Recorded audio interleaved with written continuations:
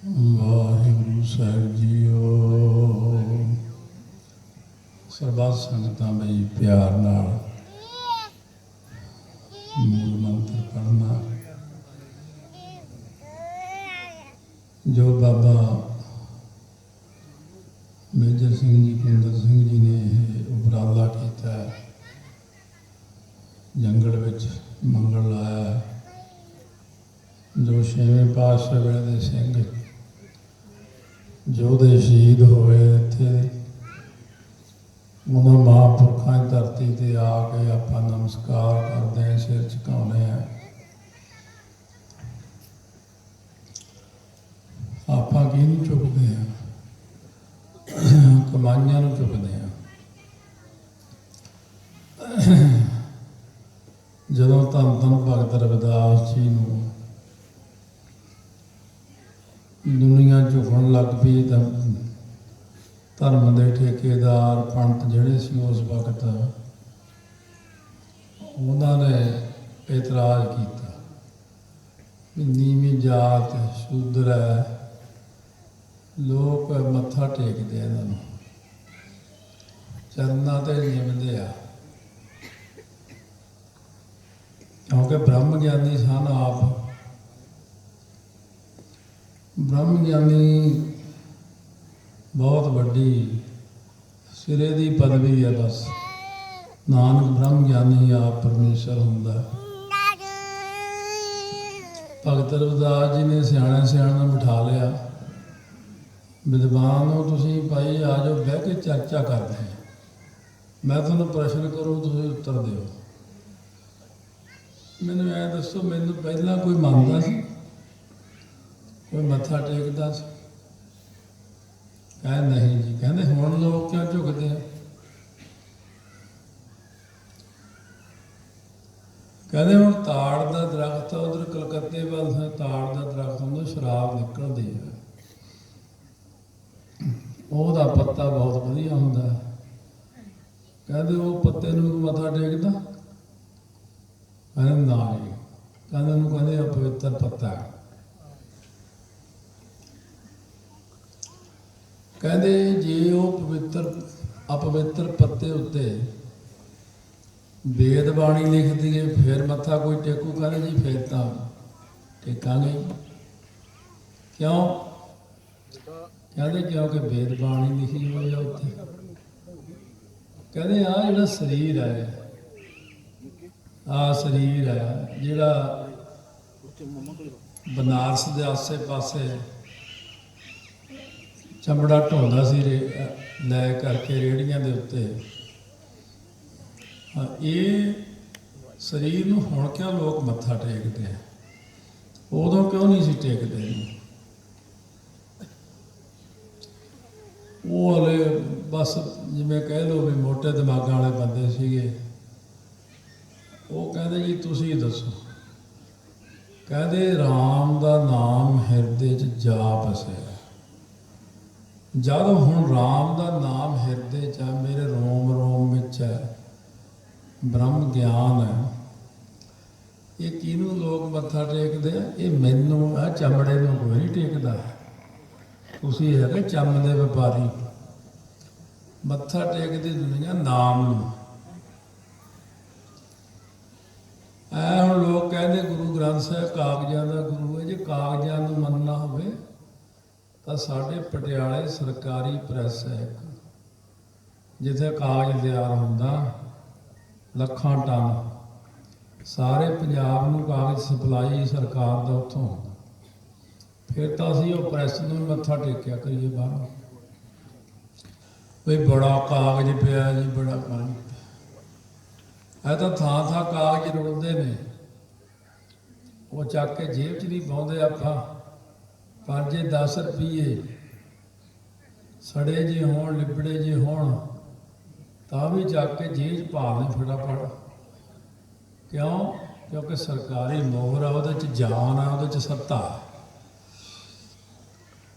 ਗੁਰੂ ਗ੍ਰੰਥ ਸਾਹਿਬ ਮਹਾਰਾਜ ਦੇ ਪੱਤਰਿਆਂ ਦੇ ਉੱਤੇ ਧੁਰਕੀ ਬਾਣੀ ਲਿਖੀ ਹੋਈ ਆ, ਇਸੇ ਕਰਕੇ ਸੀਸ ਝੁਕਦਾ ਬਾਣੀ ਨੂੰ, ਨਾ ਕਿ ਕਾਗਜ਼ਾਂ ਨੂੰ।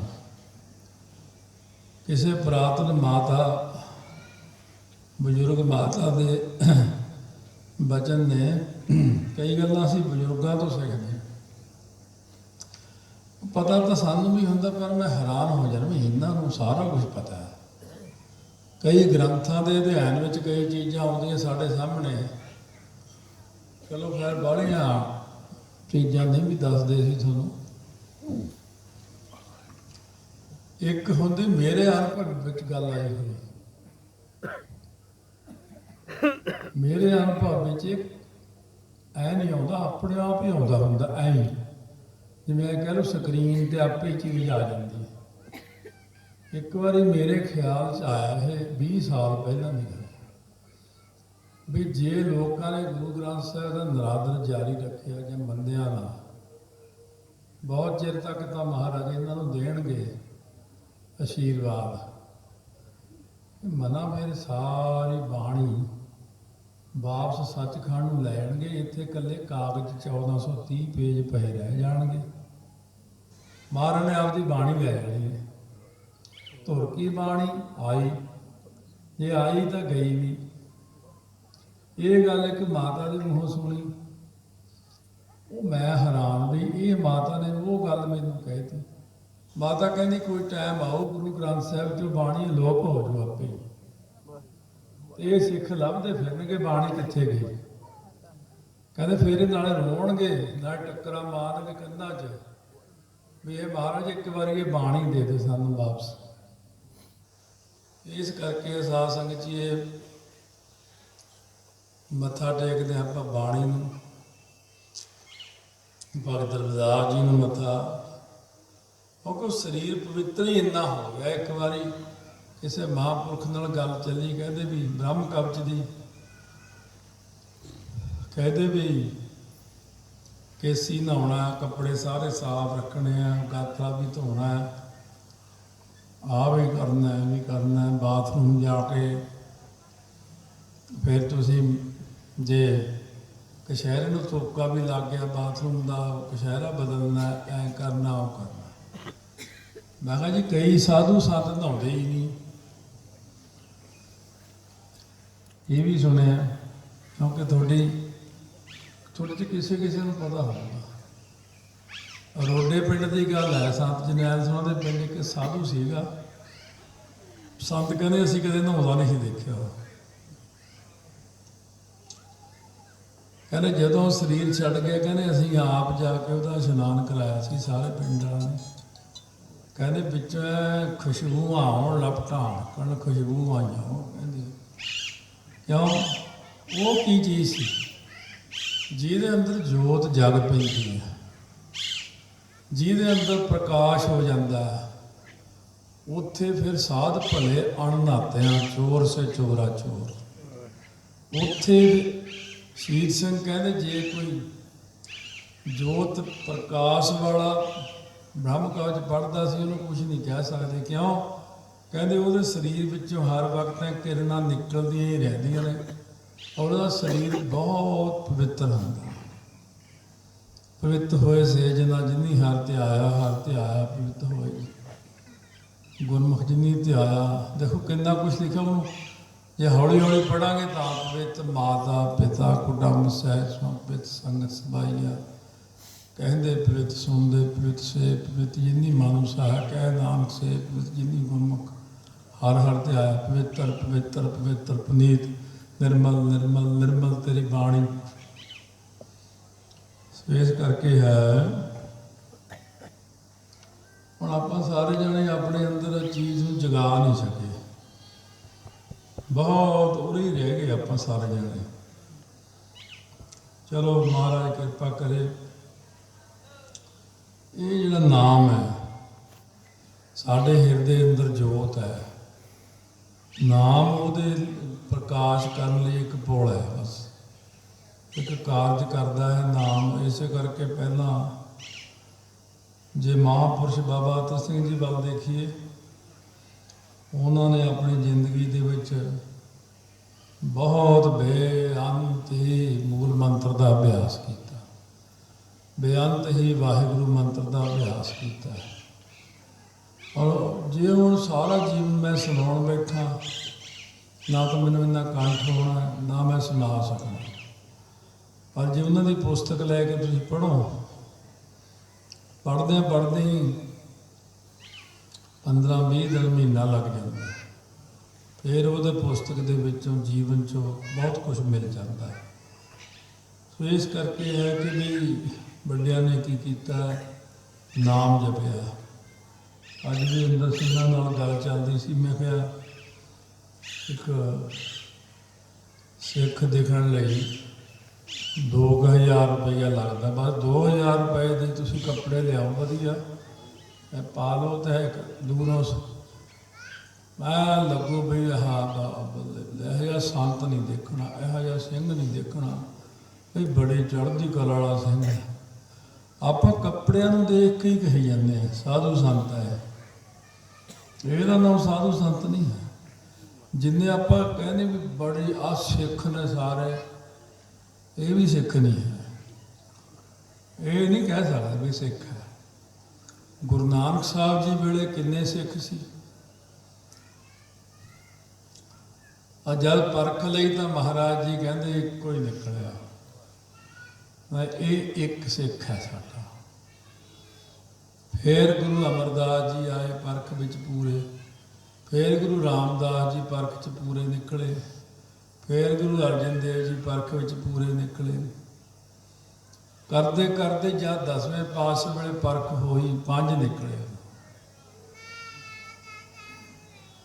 ਜਦ ਮਹਾਰਾਜ ਜੀ ਨੇ 8 ਮਹੀਨੇ ਸਿੰਘ ਭੁੱਖੇ ਰੱਖੇ ਸ੍ਰੀ ਅਨੰਦਪੁਰ ਸਾਹਿਬ, ਮਾਤਾ ਜੀ ਤਾਂ ਹੋਰ ਸਾਰਿਆਂ ਨੇ ਬੇਨਤੀ ਕੀਤੀ, ਮਹਾਰਾਜ ਇੱਕ ਪਾਸੇ ਤੁਸੀਂ ਕਹਿੰਦੇ ਸਾਡੇ ਲਾਲ ਨੇ, ਸਾਡੇ ਜਿਗਰ ਦਾ ਟੁਕੜਾ ਸਾਰੇ ਸਿੰਘ, ਤੁਸੀਂ ਕਿਉਂ ਭੁੱਖੇ ਮਾਰ ਦਿੰਦੇ?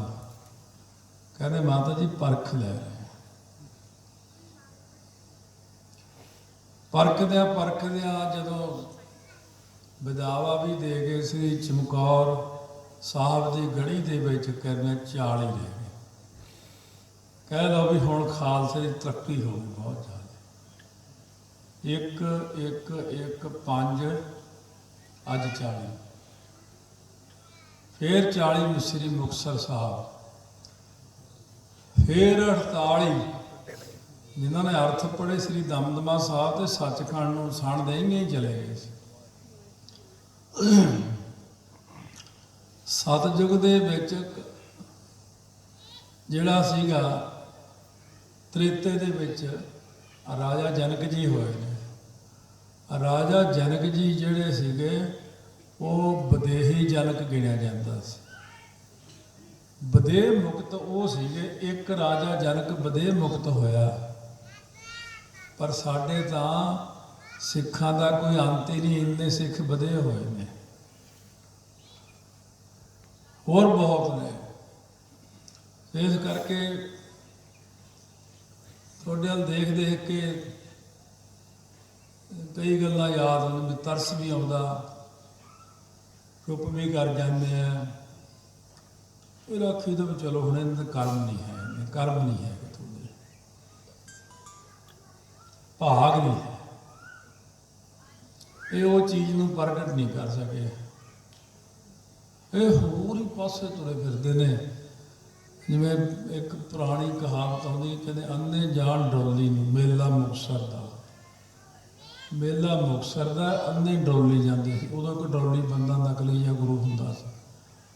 ਤਾਂ ਜੋ ਸਿੱਖੀ ਅਸਲ ਵਿੱਚ ਉਹ ਸਾਡੇ ਪੱਲੇ ਹੈ ਨਹੀਂ ਕਿਸੇ ਦੇ।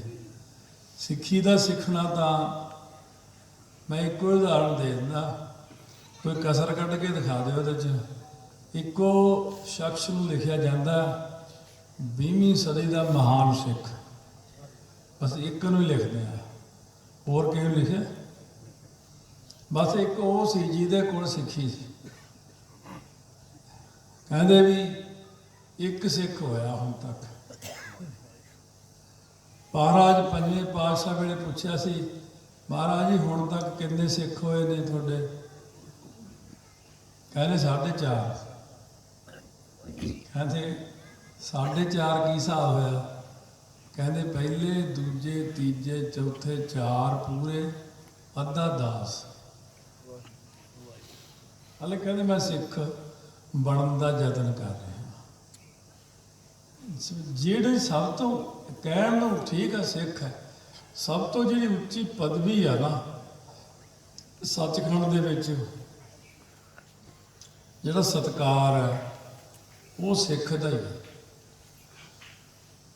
ਸਿੱਖ ਦੀ ਪਦਵੀ ਨੂੰ ਆਪਾਂ ਰੋਲ ਦਿੱਤਾ।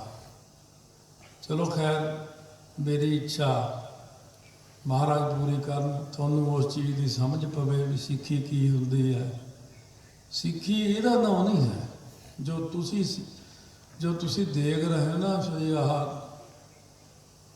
ਇਹ ਤਾਂ ਇੱਕ ਸਟਾਰਟਿੰਗ ਜੀ ਹੈ, ਕੱਚੀ ਪਹਿਲੀ ਹੈ। ਤੁਹਾਡੇ ਕੋਲ ਤਾਂ ਅੰਮ੍ਰਿਤ ਛਕ ਲਿਆ ਜੀ, ਹਾਂ ਭਾਈ, ਗਾਤਰਾ ਪਾ ਲਿਆ ਭਾਈ, ਹੋਰ ਜੀ ਸਾਰਾ ਕਰ ਲਿਆ ਕਰ। ਇਹ ਤਾਂ ਇੱਕ ਦਾਖਲਾ ਹੀ ਸੀ। ਸਟਾਰਟਿੰਗ ਤਾਂ ਹੋਰ ਚੀਜ਼ ਹੁੰਦੀ ਹੈ। ਕੋਈ ਨਹੀਂ, ਇਸੇ ਲੜੀ ਨੂੰ ਆਪਾਂ ਜੋੜਾਂਗੇ ਤਾਂ ਕਈ ਵਾਰ ਸਿੰਘ ਨਾਲ ਨੇ ਕਿਹਾ ਤੁਸੀਂ ਤਾਂ ਕਹਿੰਦੇ ਸੀ ਢਿੱਲਾ ਲਾਤਾ ਘੰਟਾ। ਮੈਂ ਕਿਹਾ ਜਦੋਂ ਉਰੇ ਬਹਿਨੇ ਇੱਥੇ ਕੁਝ ਹੋਰ ਹੀ ਹੋ ਜਾਂਦਾ। ਕਹਿੰਦੇ ਹੁਣ ਸਾਡੇ ਸੰਤ ਹੁੰਦੇ ਬਾਬਾ ਉੱਤਰ ਦੇਵ ਜੀ ਮੰਗਿਆਲ ਵਾਲੇ, ਉਹਨਾਂ ਨੇ ਕਹਿਣਾ, ਕਿਸੇ ਨੇ ਕਹਿਣਾ ਆ ਕੇ, ਬਾਬਾ ਜੀ ਉਹ ਕਾਰਜ ਹੋ ਗਿਆ ਜਿਹੜਾ ਆਪ ਜੀ ਨੂੰ ਬੇਨਤੀ ਕੀਤੀ।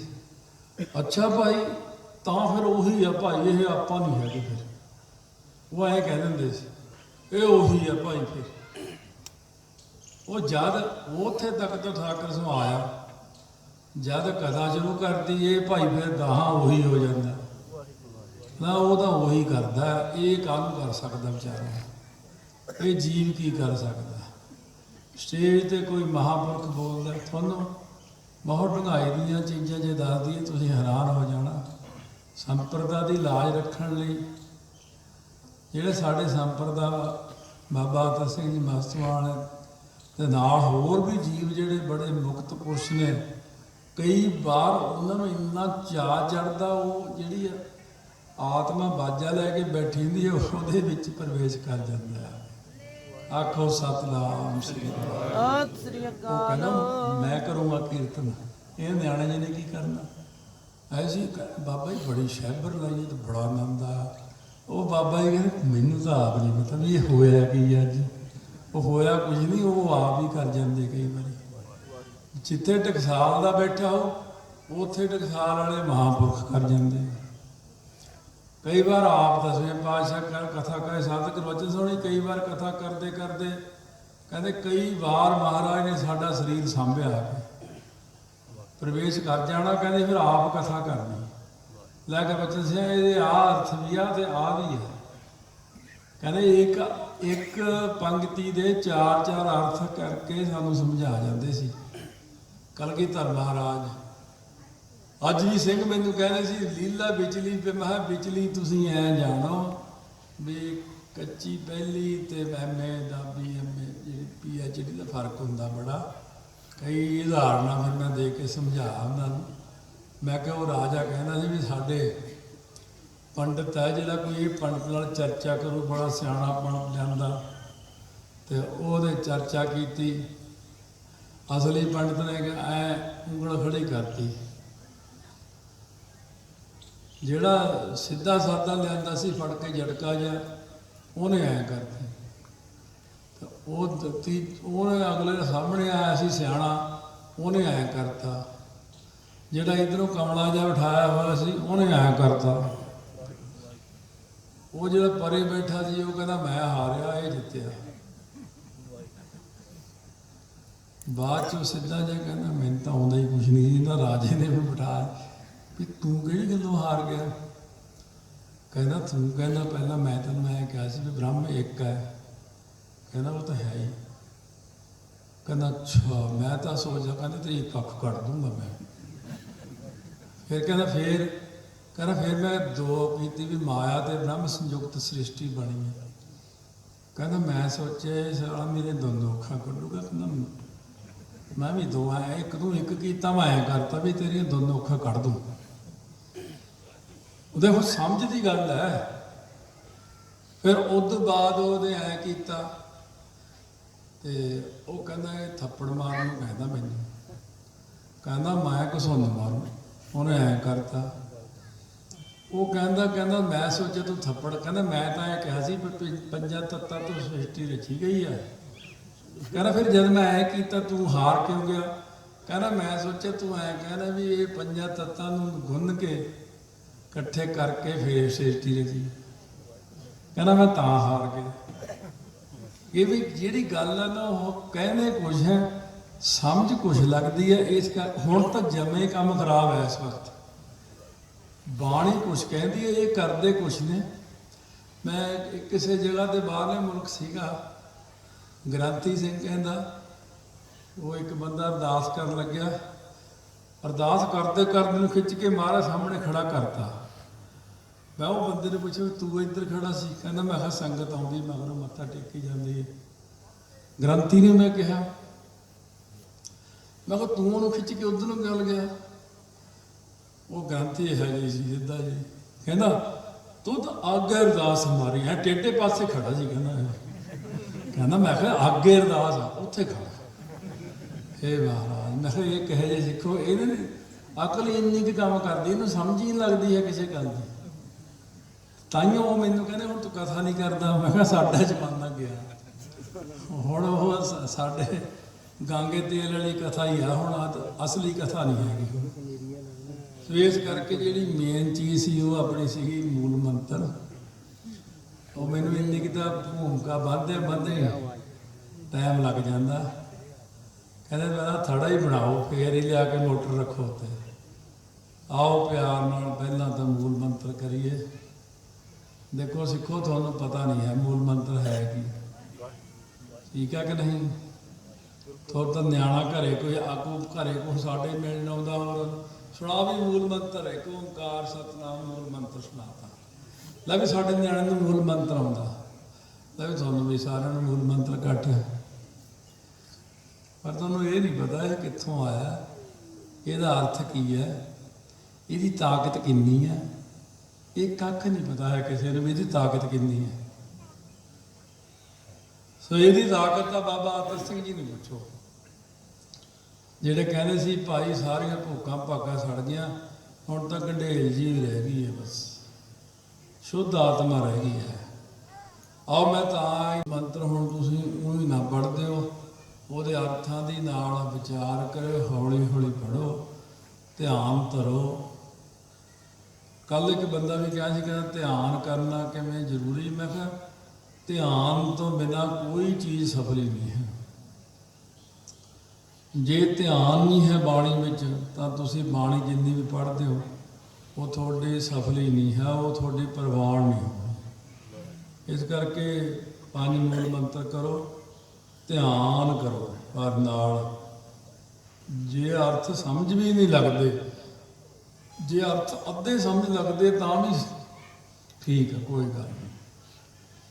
ਹੌਲੀ ਹੌਲੀ ਅਨੁਭਵ ਹੋਣ ਲੱਗ ਜਾਂਦੇ ਹੁੰਦੇ ਅਰਥ। ਇਸ ਕਰਕੇ ਸਾਰੇ ਹੌਲੀ ਹੌਲੀ ਪੜ੍ਹੋ, ਵਿਚਾਰ ਕੇ ਪੜ੍ਹੋ। ਬਹੁਤ ਕੁਛ ਹੈ। ਇੱਕ ਮਾੜੇ ਜਿਹੇ ਤਾਂ ਸਮਝਾ ਸਕਦਾ, ਮੈਨੂੰ ਕਥਾ ਗੁਰੂ ਗ੍ਰੰਥ ਸਾਹਿਬ ਦੀ ਭਰਦੇ ਨੂੰ 3 ਸਾਲ ਲੰਘ ਗਏ ਸੀ। 3 ਸਾਲਾਂ ਵਿੱਚ ਮੈਂ ਇਹ ਕਥਾ ਨੂੰ ਭਰ ਕੇ ਤੁਹਾਡੇ ਮੂਹਰੇ ਲਿਆਇਆ ਸੀ। ਇਸ ਕਰਕੇ ਸਾਰੇ ਜਣੇ ਪਿਆਰ ਨਾਲ ਜਪੋ, ਇੱਕ ਓਂਕਾਰ ਸਤਿਨਾਮ ਕਰਤਾ ਪੁਰਖ ਨਿਰਭਉ ਨਿਰਵੈਰ ਅਕਾਲ ਮੂਰਤ ਅਜੂਨੀ ਸੈਭੰ ਗੁਰ ਪ੍ਰਸਾਦ ਜਪ ਆਦਿ ਸੱਚ ਜੁਗਾਦ ਸੱਚ ਹੈ ਵੀ ਸੱਚ ਨਾਨਕ ਹੋਸੀ ਵੀ ਸੱਚ। ਬੋਲੋ ਸਾਰੇ ਨਾਲ, ਇੱਕ ਓਂਕਾਰ ਸਤਿਨਾਮ ਕਰਤਾ ਪੁਰਖ ਨਿਰਭਉ ਨਿਰਵੈਰ ਅਕਾਲ ਮੂਰਤ ਅਜੂਨੀ ਸੈਭੰ ਗੁਰ ਪ੍ਰਸਾਦ ਜਪ ਆਦਿ ਸੱਚ ਜੁਗਾਦ ਸੱਚ ਹੈ ਵੀ ਸੱਚ ਨਾਨਕ ਹੋਸੀ ਵੀ ਸੱਚ। ਇੱਕ ਓਂਕਾਰ ਸਤਿਨਾਮ ਕਰਤਾ ਪੁਰਖ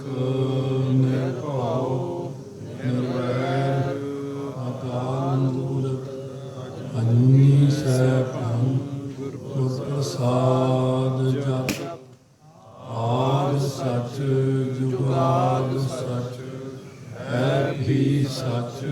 ਨਾਨਕ ਹੋਸੀ ਵੀ ਸਚ। ਇੱਕ ਓੰਕਾਰ ਸਤਿਨਾਮ ਕਰਤਾ ਪੁਰਖ ਨਿਰਭਉ ਨਿਰਵੈਰ ਅਕਾਲ ਮੂਰਤ ਅਜੂਨੀ ਸੈਭੰ ਗੁਰ ਪ੍ਰਸਾਦ ਜਪ ਆਦਿ ਸਚ ਜੁਗਾਦਿ ਸਚ ਹੈ ਵੀ ਸਚ। ਨਾਨਕ ਹੋਸੀ ਵੀ ਸਚ। ਇੱਕ ਓੰਕਾਰ ਸਤਿਨਾਮ ਕਰਤਾ ਪੁਰਖ ਨਿਰਭਉ ਨਿਰਵੈਰ ਅਕਾਲ ਮੂਰਤ ਅਜੂਨੀ ਸੈਭੰ ਗੁਰ ਪ੍ਰਸਾਦ ਜਪ ਆਦਿ ਸਚ ਜੁਗਾਦਿ ਸਚ ਹੈ ਵੀ ਸਚ। ਨਾਨਕ ਹੋਸੀ ਵੀ ਸਚ।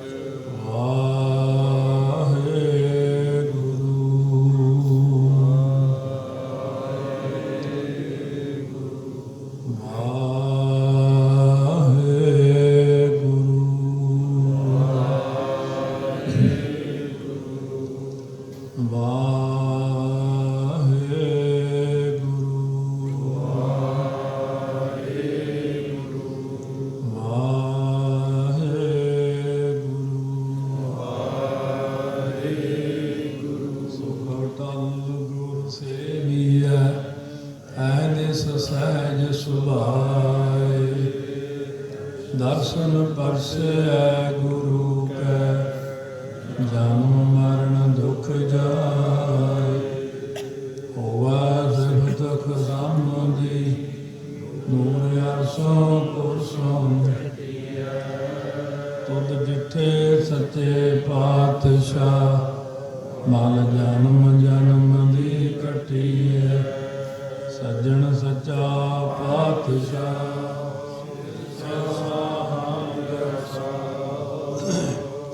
ਜਿਸ ਪਾਸ ਬੈਠਿਆ ਸਭਨਾ ਦਾ ਵੇਸਾ। ਧੰਨ ਧੰਨ ਸਾਹਿਬ ਸ੍ਰੀ ਗੁਰੂ ਗ੍ਰੰਥ ਸਾਹਿਬ ਮਹਾਰਾਜ ਦੀ ਪਾਵਨ ਪਵਿੱਤਰ ਹਜ਼ੂਰੀ ਵਿੱਚ ਸਜੀ ਹੋਈ ਗੁਰੂ ਰੂਪ ਗੁਰੂ ਖਾਲਸਾ ਸਾਧ ਸੰਗਤ ਜੀ ਆਓ। ਤੁਰ ਕੀ ਬਾਣੀ ਆਈ ਤਿਨ ਸਗਲੀ ਚਿੰਤ ਮਿਟਾਈ। ਧੁਰੋਂ ਲਿਆਂਦੀ ਸੱਚਖੰਡ ਤੋਂ ਬਾਣੀ ਗੁਰੂ ਦਾ ਦਰਜਾ ਮਿਲਿਆ। ਸ਼ਬਦ ਗੁਰੂ ਨੂੰ ਮੰਨਿਆ ਆਪਾਂ ਨੇ। ਸ਼ਬਦ ਦੇ ਦੁਆਰਾ ਸ੍ਰਿਸ਼ਟੀ ਦੀ ਰਚਨਾ ਹੋਈ ਹੈ। ਸ਼ਬਦ ਵਿੱਚ ਹੀ ਸਾਰੀ ਤਾਕਤ ਹੈ। ਆਓ ਪਿਆਰ ਨਾਲ ਝੁਕਾਓ ਸੀਸ ਗੁਰਾਂ ਦੇ ਅੱਗੇ। ਬੁਲਾਓ ਫਤਿਹ। ਵਾਹਿਗੁਰੂ ਜੀ ਕਾ ਖਾਲਸਾ ਵਾਹਿਗੁਰੂ ਜੀ ਕੀ ਫਤਿਹ। ਆਪ ਸਰਬੱਤ ਸੰਗਤਾਂ ਮਹਾਰਾਜ ਦੀ ਪਾਵਨ ਹਜ਼ੂਰੀ ਵਿੱਚ ਸੱਜ ਕਰਕੇ ਸਵੇਰ ਤੋਂ ਲੈ ਕੇ ਗੁਰਾਂ ਦੇ ਪਾਵਨ ਜਸ ਸਰਵਣ ਕਰ ਰਹੇ ਹੋ। ਸੰਤ ਧੰਨ ਧੰਨ ਸੰਤ ਬਾਬਾ ਬ੍ਰਹਮ ਗਿਆਨੀ ਮਹਾਂਪੁਰਖ ਬਾਬਾ ਅਤਰ ਸਿੰਘ ਜੀ ਮਹਾਂਪੁਰਖ ਮਸਤੂਆਣੇ ਵਾਲੇ ਜਿਨ੍ਹਾਂ ਦੇ ਜਨਮ ਦਿਨ ਨੇ ਅੱਗੇ ਜਾ ਕੇ ਸੋ ਉਹਨਾਂ ਨੂੰ ਸਮਰਪਿਤ ਹੈ ਪ੍ਰੋਗਰਾਮ ਸਾਰਾ। ਪੰਜ ਪਿਆਰਿਆਂ ਨੇ ਵੀ ਅੰਮ੍ਰਿਤ ਛਕਾਇਆ। ਗੁਰੂ ਵਾਲੇ ਬਣੇ ਲੇਖੇ ਲਾਇਆ ਸਭ ਕੁਛ। ਉਹਨਾਂ ਜ਼ਮਾਨਿਆਂ ਵਿੱਚ ਲੋਕਾਂ ਨੂੰ ਚਾਅ ਬੜਾ ਹੁੰਦਾ ਸੀ। ਬਾਬਾ ਜੀ ਨੇ ਬਹੁਤ ਸੰਗਤ ਨੂੰ ਅੰਮ੍ਰਿਤ ਛਕਾਇਆ। ਬੜੀ ਮਿਹਨਤ ਕੀਤੀ, ਬੜਾ ਅਭਿਆਸ ਕੀਤਾ ਹੈ। ਸੰਤ ਬਾਬਾ ਧੰਨ ਧੰਨ ਬਾਬਾ ਮੱਘਰ ਸਿੰਘ ਜੀ ਰਾਮਗੜ੍ਹ ਵਾਲੇ, ਬਾਬਾ ਅਤਰ ਸਿੰਘ ਜੀ ਮਸਤੂਆਣੇ ਵਾਲੇ, ਸੰਤ ਬਾਬਾ ਸੁੰਦਰ ਸਿੰਘ ਜੀ ਭਿੰਡਰਾਂ ਵਾਲੇ, ਇਹ ਸਮਕਾਲੀ ਜੇ ਮਹਾਂਪੁਰਸ਼ ਹੋਏ ਸਾਰੇ।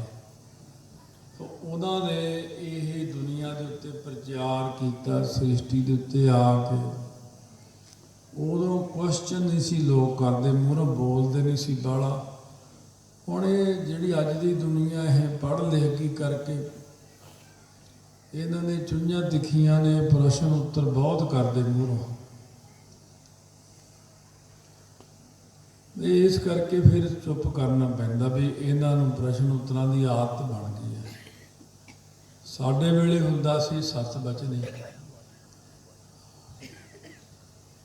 ਬਹੁਤ ਜਿਨ੍ਹਾਂ ਨੂੰ 1000% ਵਿਸ਼ਵਾਸ ਹੈ, 100 ਵੀ ਨਹੀਂ, ਜਿਨ੍ਹਾਂ ਨੂੰ ਆਪਣੇ ਨਾਲ ਹੁੰਦੇ ਮਹਾਂਪੁਰਖ ਬ੍ਰਹਮ ਗਿਆਨੀ ਤੇ 1000% ਰੱਬ ਵਰਗਾ ਵਿਸ਼ਵਾਸ।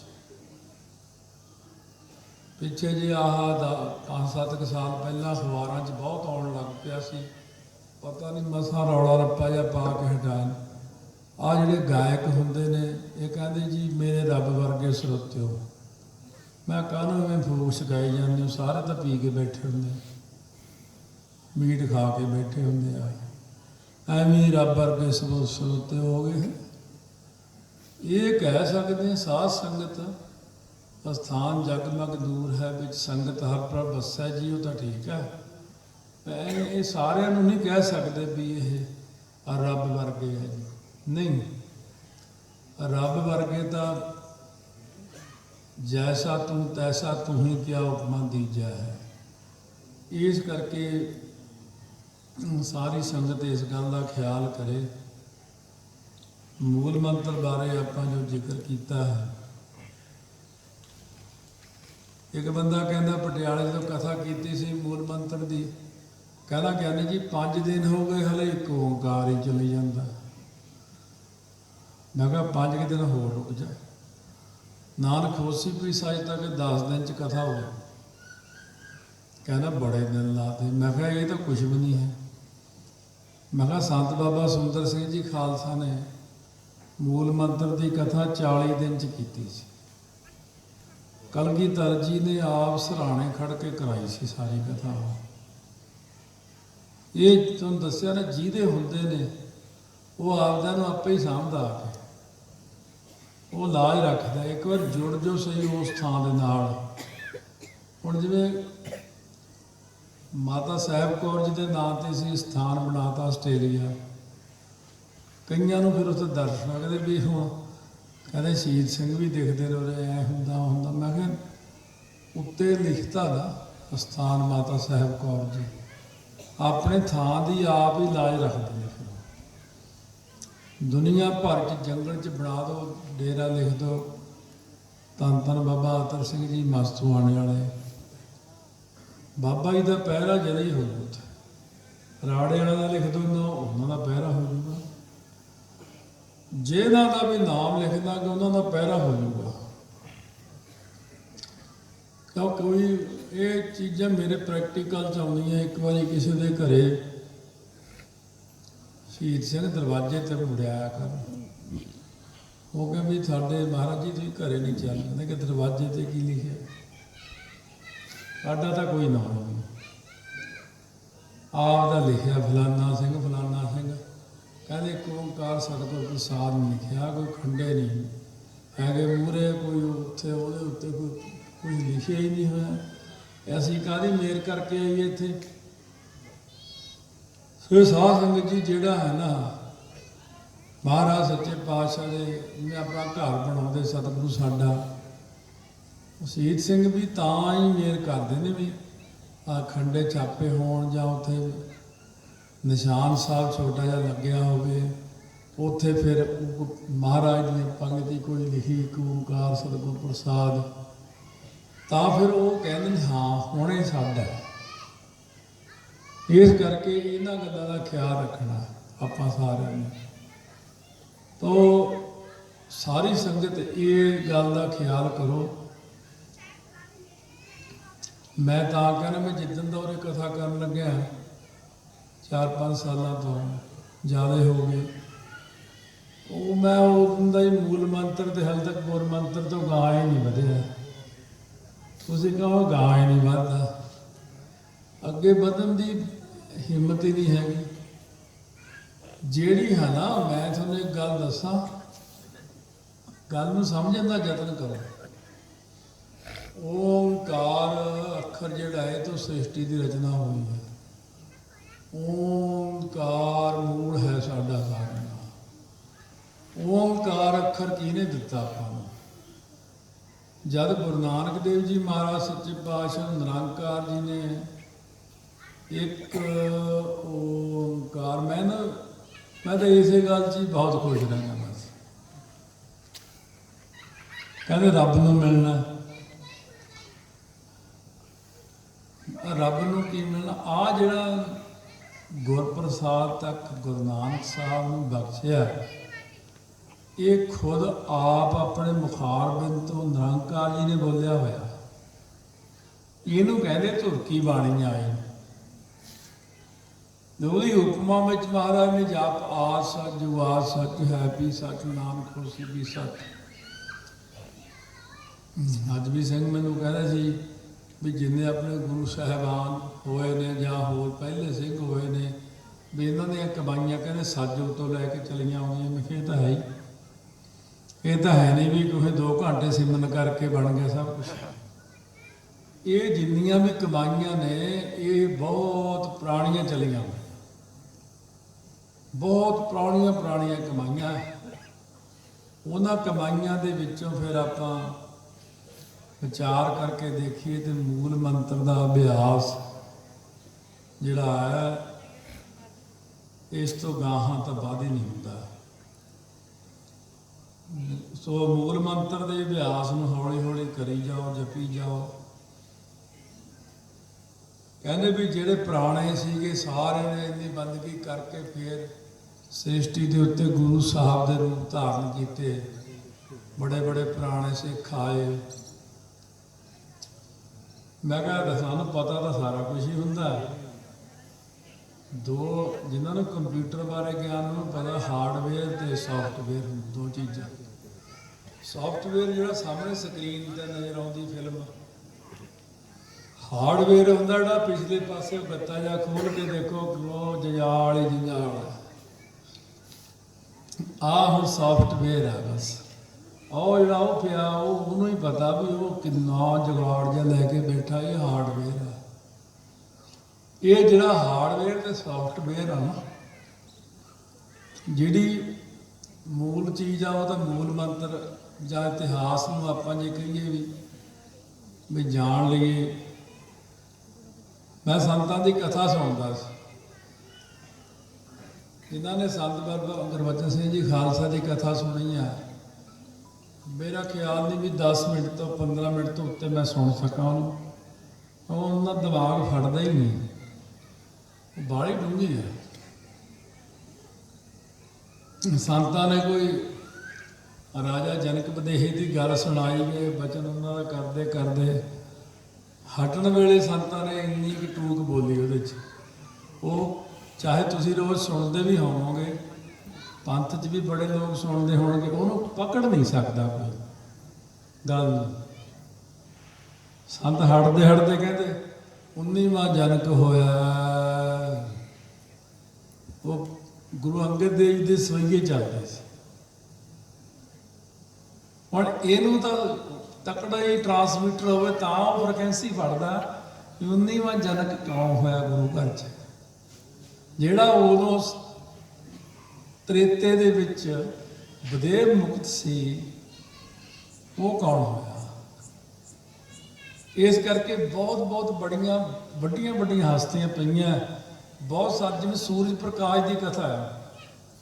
ਆ ਜਿਹੜਾ ਬੰਗਾ ਟੋਲਾ ਇਹਨੂੰ ਇਹ ਸਮਝ ਹੀ ਨਹੀਂ ਲੱਗਦੀ, ਇਹ ਉਹਨੂੰ ਗਲਤੀ ਕਹੀ ਜਾਂਦੇ ਨੇ। ਜਦ ਇਹ ਕਥਾ ਚੱਲੀ, ਗੁਰੂ ਅਰਜਨ ਦੇਵ ਜੀ ਨੇ ਆਪਣੇ ਪੁੱਤਰਾਂ ਨੂੰ ਇਹ ਗੱਲ ਕਹੀ, ਬਾਬਾ ਮੋਹਨ ਜੀ ਮੋਹਰੀ ਜੀ ਨੂੰ। ਦੇਖੋ ਗੱਲ, ਜਿਹਨੂੰ ਗੱਲ ਦਾ ਪਤਾ ਹੋ ਉਹੀ ਉਹ ਗੱਲ ਨੂੰ ਕੈਚ ਕਰੂਗਾ। ਗੁਰੂ ਅਰਜਨ ਦੇਵ ਜੀ ਮਹਾਰਾਜ ਕਹਿੰਦੇ ਤਾਂ ਉਦੋਂ ਤਾਂ ਤੁਸੀਂ ਉਦੋਂ ਤੇ ਕਰੂਰ ਬਣ ਕੇ ਵੀ ਮਣੀ ਵਾਲਾ ਰੌਲਾ ਪਾ ਕੇ ਫਿਰ ਤੁਸੀਂ ਕਿੱਥੇ ਤੱਕ ਆ ਗਏ ਹੋ। ਹੁਣ ਆ ਕੇ ਤਰਨ ਦਾ ਮੌਕਾ ਹੈ ਮੋਹਨ ਜੀ, ਹੁਣ ਮੱਥਾ ਵੀ ਟੇਕਦੇ ਆ ਅਸੀਂ। ਉਹ ਮੋਹਨ ਨੂੰ ਇੱਕਦਮ ਯਾਦ ਆ ਗਈ, ਹਾਂ ਕ੍ਰਿਸ਼ਨ ਜੀ ਵੇਲੇ ਅਸੀਂ ਚਾਚੇ ਹੁੰਦੇ ਸੀ ਉਹਦੇ, ਉਦੋਂ ਤੇ ਕਰੂਰ ਦੀ ਮਣੀ ਦਾ ਰੌਲਾ। ਹਾਂ, ਉਹ ਜਦੋਂ ਹੀ ਚਰਨ ਫੜ ਲੈਣੇ, ਮਹਾਰਾਜ ਜੀ ਗਲਤੀ ਹੋ ਗਈ, ਤਾਂ ਯਾਦ ਕਰਾਉਣਾ ਪੈਂਦਾ। ਜਦ 10ਵੇਂ ਪਾਤਸ਼ਾਹ ਸ੍ਰੀ ਚਮਕੌਰ ਸਾਹਿਬ ਪਹੁੰਚੇ, ਪਹਿਲੀ ਵਾਰ ਜਦੋਂ ਜੰਗ ਹੋਣ ਲੱਗੀ, ਉਹਨਾਂ ਦੀ ਬਾਲਾਂ ਨੂੰ ਪਤਾ ਇੱਕ 5000 ਇਹਨਾਂ ਦੀ ਫੌਜ ਦਾ ਨਰੰਗੇ ਦਾ ਲਾਹੌਰ ਤੋਂ ਦਿੱਲੀ ਨੂੰ ਜਾ ਰਹੇ ਕਿ ਦਿੱਲੀ ਤੋਂ ਲਾਹੌਰ ਨੂੰ ਜਾ ਰਹੇ। 10ਵੇਂ ਪਾਤਸ਼ਾਹ ਬਾਰੇ ਜਦੋਂ ਉਹਨਾਂ ਨੂੰ ਪਤਾ ਕਿ ਚਮਕੌਰ ਸਾਹਿਬ ਨੂੰ ਘੇਰਾ ਪਾ ਲਿਆ, ਚੰਪਾ ਨਗਰੀ ਜੀ ਇਹਦਾ ਨਾਮ ਪਹਿਲਾਂ, ਤੁਸੀਂ ਖੋਜ ਨਹੀਂ ਨਾ ਕਰਦੇ, ਤੁਸੀਂ ਤਾਂ ਬਸ ਅੱਜ ਬੈਠੇ ਹੋ ਉਰੇ, ਮੁੜ ਕੇ ਤੁਸੀਂ ਦੇਖਣਾ ਵੀ ਇਤਿਹਾਸ ਹੈ ਕੀ ਹੈ। ਚੰਪਾ ਨਗਰੀ ਇਹ ਜ਼ਰੂਰ ਪੜ੍ਹਿਆ ਹੋਣਾ ਵੀ ਅਰਜਨ ਨੇ ਮੱਛੀ ਦੀਆਂ ਥੱਲੇ ਕੜਾਹੇ 'ਚ ਐਂ ਦੇ ਕੇ ਅੱਖ ਬਿੰਨਤੀ ਸੀ, ਫਿਰ ਜਦੋਂ ਅੱਖ ਬਿੰਨੀ ਸੀ ਤਾਂ ਉਹਦਾ ਫਿਰ ਇਹ ਕਾਰਜ ਹੋਇਆ ਸੀ ਵਿਆਹ ਦਾ। ਉਹ ਕਿੱਥੇ ਹੋਇਆ ਸੀ? ਇਹ ਚੰਪਾ ਨਗਰੀ 'ਚ ਹੋਇਆ ਸੀ। ਇਹ ਉਹੀ ਪੁਰਾਣਾ, ਇਹ ਥੇ ਤਾਈਓ ਹੈ, ਇਹਦਾ ਥੇ ਹੈ, ਇਹ ਮਹਿਜੋਧਰੂ ਦੇ ਸਮੇਂ ਦੀ ਹੈ ਜਿਹੜੀ ਚੰਪਾ ਨਗਰੀ ਹੈ। ਤੇ ਇਹ ਕਈ 100 ਸਾਲ ਤੱਕ ਥੇ ਪਿਆ ਰਿਹਾ। ਫਿਰ 10ਵੇਂ ਪਾਤਸ਼ਾਹ ਨੇ ਆ ਕੇ ਇਹਨੂੰ ਆਬਾਦ ਕੀਤਾ ਸੀ। ਇਹ ਕੋਈ ਜਿਹੜੇ ਪੁਰਾਣੇ ਥਾਂ ਮਹਾਰਾਜ ਨੇ ਕੀਤੇ ਨੇ ਨਾ, ਪਵਿੱਤਰ ਥਾਂ ਦੇ ਉੱਤੇ ਹੀ, ਜਿਹੜੇ ਕੇਸਗੜ੍ਹ ਵਾਲਾ ਥਾਂ ਆ, ਇਹ ਕੋਈ ਮਾਮੂਲੀ ਥਾਂ ਨਹੀਂ ਹੈਗਾ। ਇਹ ਸਤਿਯੁਗ ਵੇਲੇ ਦੀ ਇੱਥੇ ਭਗਤੀ ਹੁੰਦੀ ਤੁਰੀ ਆਉਂਦੀ ਤਾਂ ਇਹਨੂੰ ਪ੍ਰਗਟ ਕੀਤਾ ਸੀ। ਬਹੁਤ ਸਾਰੀਆਂ ਚੀਜ਼ਾਂ ਸ੍ਰੀ ਹੇਮਕੁੰਟ ਸਾਹਿਬ ਵੀ, ਹੁਣ ਇਹਨਾਂ ਤੁਹਾਨੂੰ ਸੁਣਾ ਕੇ ਵੈਸੇ ਫਾਇਦਾ ਵੀ ਨਹੀਂ, ਪਰ ਤੁਸੀਂ ਕਹੋਗੇ ਇਹ ਗੱਲਾਂ ਸਾਡੀ ਸਮਝ ਤੋਂ ਪਰੇ ਨੇ। ਸੋ ਇਸ ਕਰਕੇ ਮਹਾਰਾਜ ਸੱਚੇ ਪਾਤਸ਼ਾਹ ਨੇ ਜਿਹੜੀਆਂ ਸਾਨੂੰ ਬਖਸ਼ਿਸ਼ਾਂ ਕੀਤੀਆਂ ਨੇ, ਮੂਲ ਮੰਤਰ ਇਹ ਮੰਨ ਲਓ, ਇੱਕ ਓਂਕਾਰ ਜਿਹਨੂੰ ਕਹਿੰਦੇ ਆ, ਇੱਕ ਅਦਵੈਤ ਸਰੂਪ ਪਰਮਾਤਮਾ ਓਂਕਾਰ ਸਾਰਿਆਂ ਦਾ ਪ੍ਰਕਾਸ਼। ਮੈਂ ਸੰਗਤ ਨੂੰ ਬੇਨਤੀ ਕਰੂੰਗਾ, ਰਾਤ ਨੂੰ ਕਦੇ ਜਾਗ ਆ ਜੇ 10 ਵਾਰੀ 20 ਵਾਰੀ 50 ਵਾਰੀ ਜਿੰਨਾ ਕੁ ਮੂਲ ਮੰਤਰ ਹੋ ਜੇ, ਰਾਤ ਨੂੰ ਉੱਠ ਕੇ ਇਕਾਂਤ ਵਿੱਚ ਇਕਾਗਰਤਾ ਵਿੱਚ ਪੜ੍ਹਿਆ ਕਰੋ। ਵਾਹਿਗੁਰੂ ਮੰਤਰ ਵੀ ਪੜ੍ਹਿਆ ਕਰੋ। ਇਸ ਕਰਕੇ ਸੰਗਤ ਆਪਣੇ ਜੀਵਨ ਨੂੰ ਸਫਲਾ ਕਰੇ। ਰਾਤ ਨੂੰ ਕਦੇ ਕਦੇ ਐਸੀ ਹੁੰਦੀ ਵੀ ਆ ਵੱਡੀਆਂ ਉਮਰ ਵਾਲਿਆਂ ਨੂੰ ਕਈ 2-2 ਘੰਟੇ ਨੀਂਦ ਨਹੀਂ ਆਉਂਦੀ, ਇਹ ਫਿਰ ਟੀਵੀ ਲਾ ਕੇ ਬਹਿ ਜਾਂਦੇ ਆ, ਚੱਲ ਟਾਈਮ ਪਾਸ ਕਰ। ਉਹ ਤਾਂ ਇਹੀ ਤੁਹਾਡੀ ਗਲਤੀ ਹੈ, ਟੀਵੀ ਨਹੀਂ ਲਾਉਣਾ ਹੈ।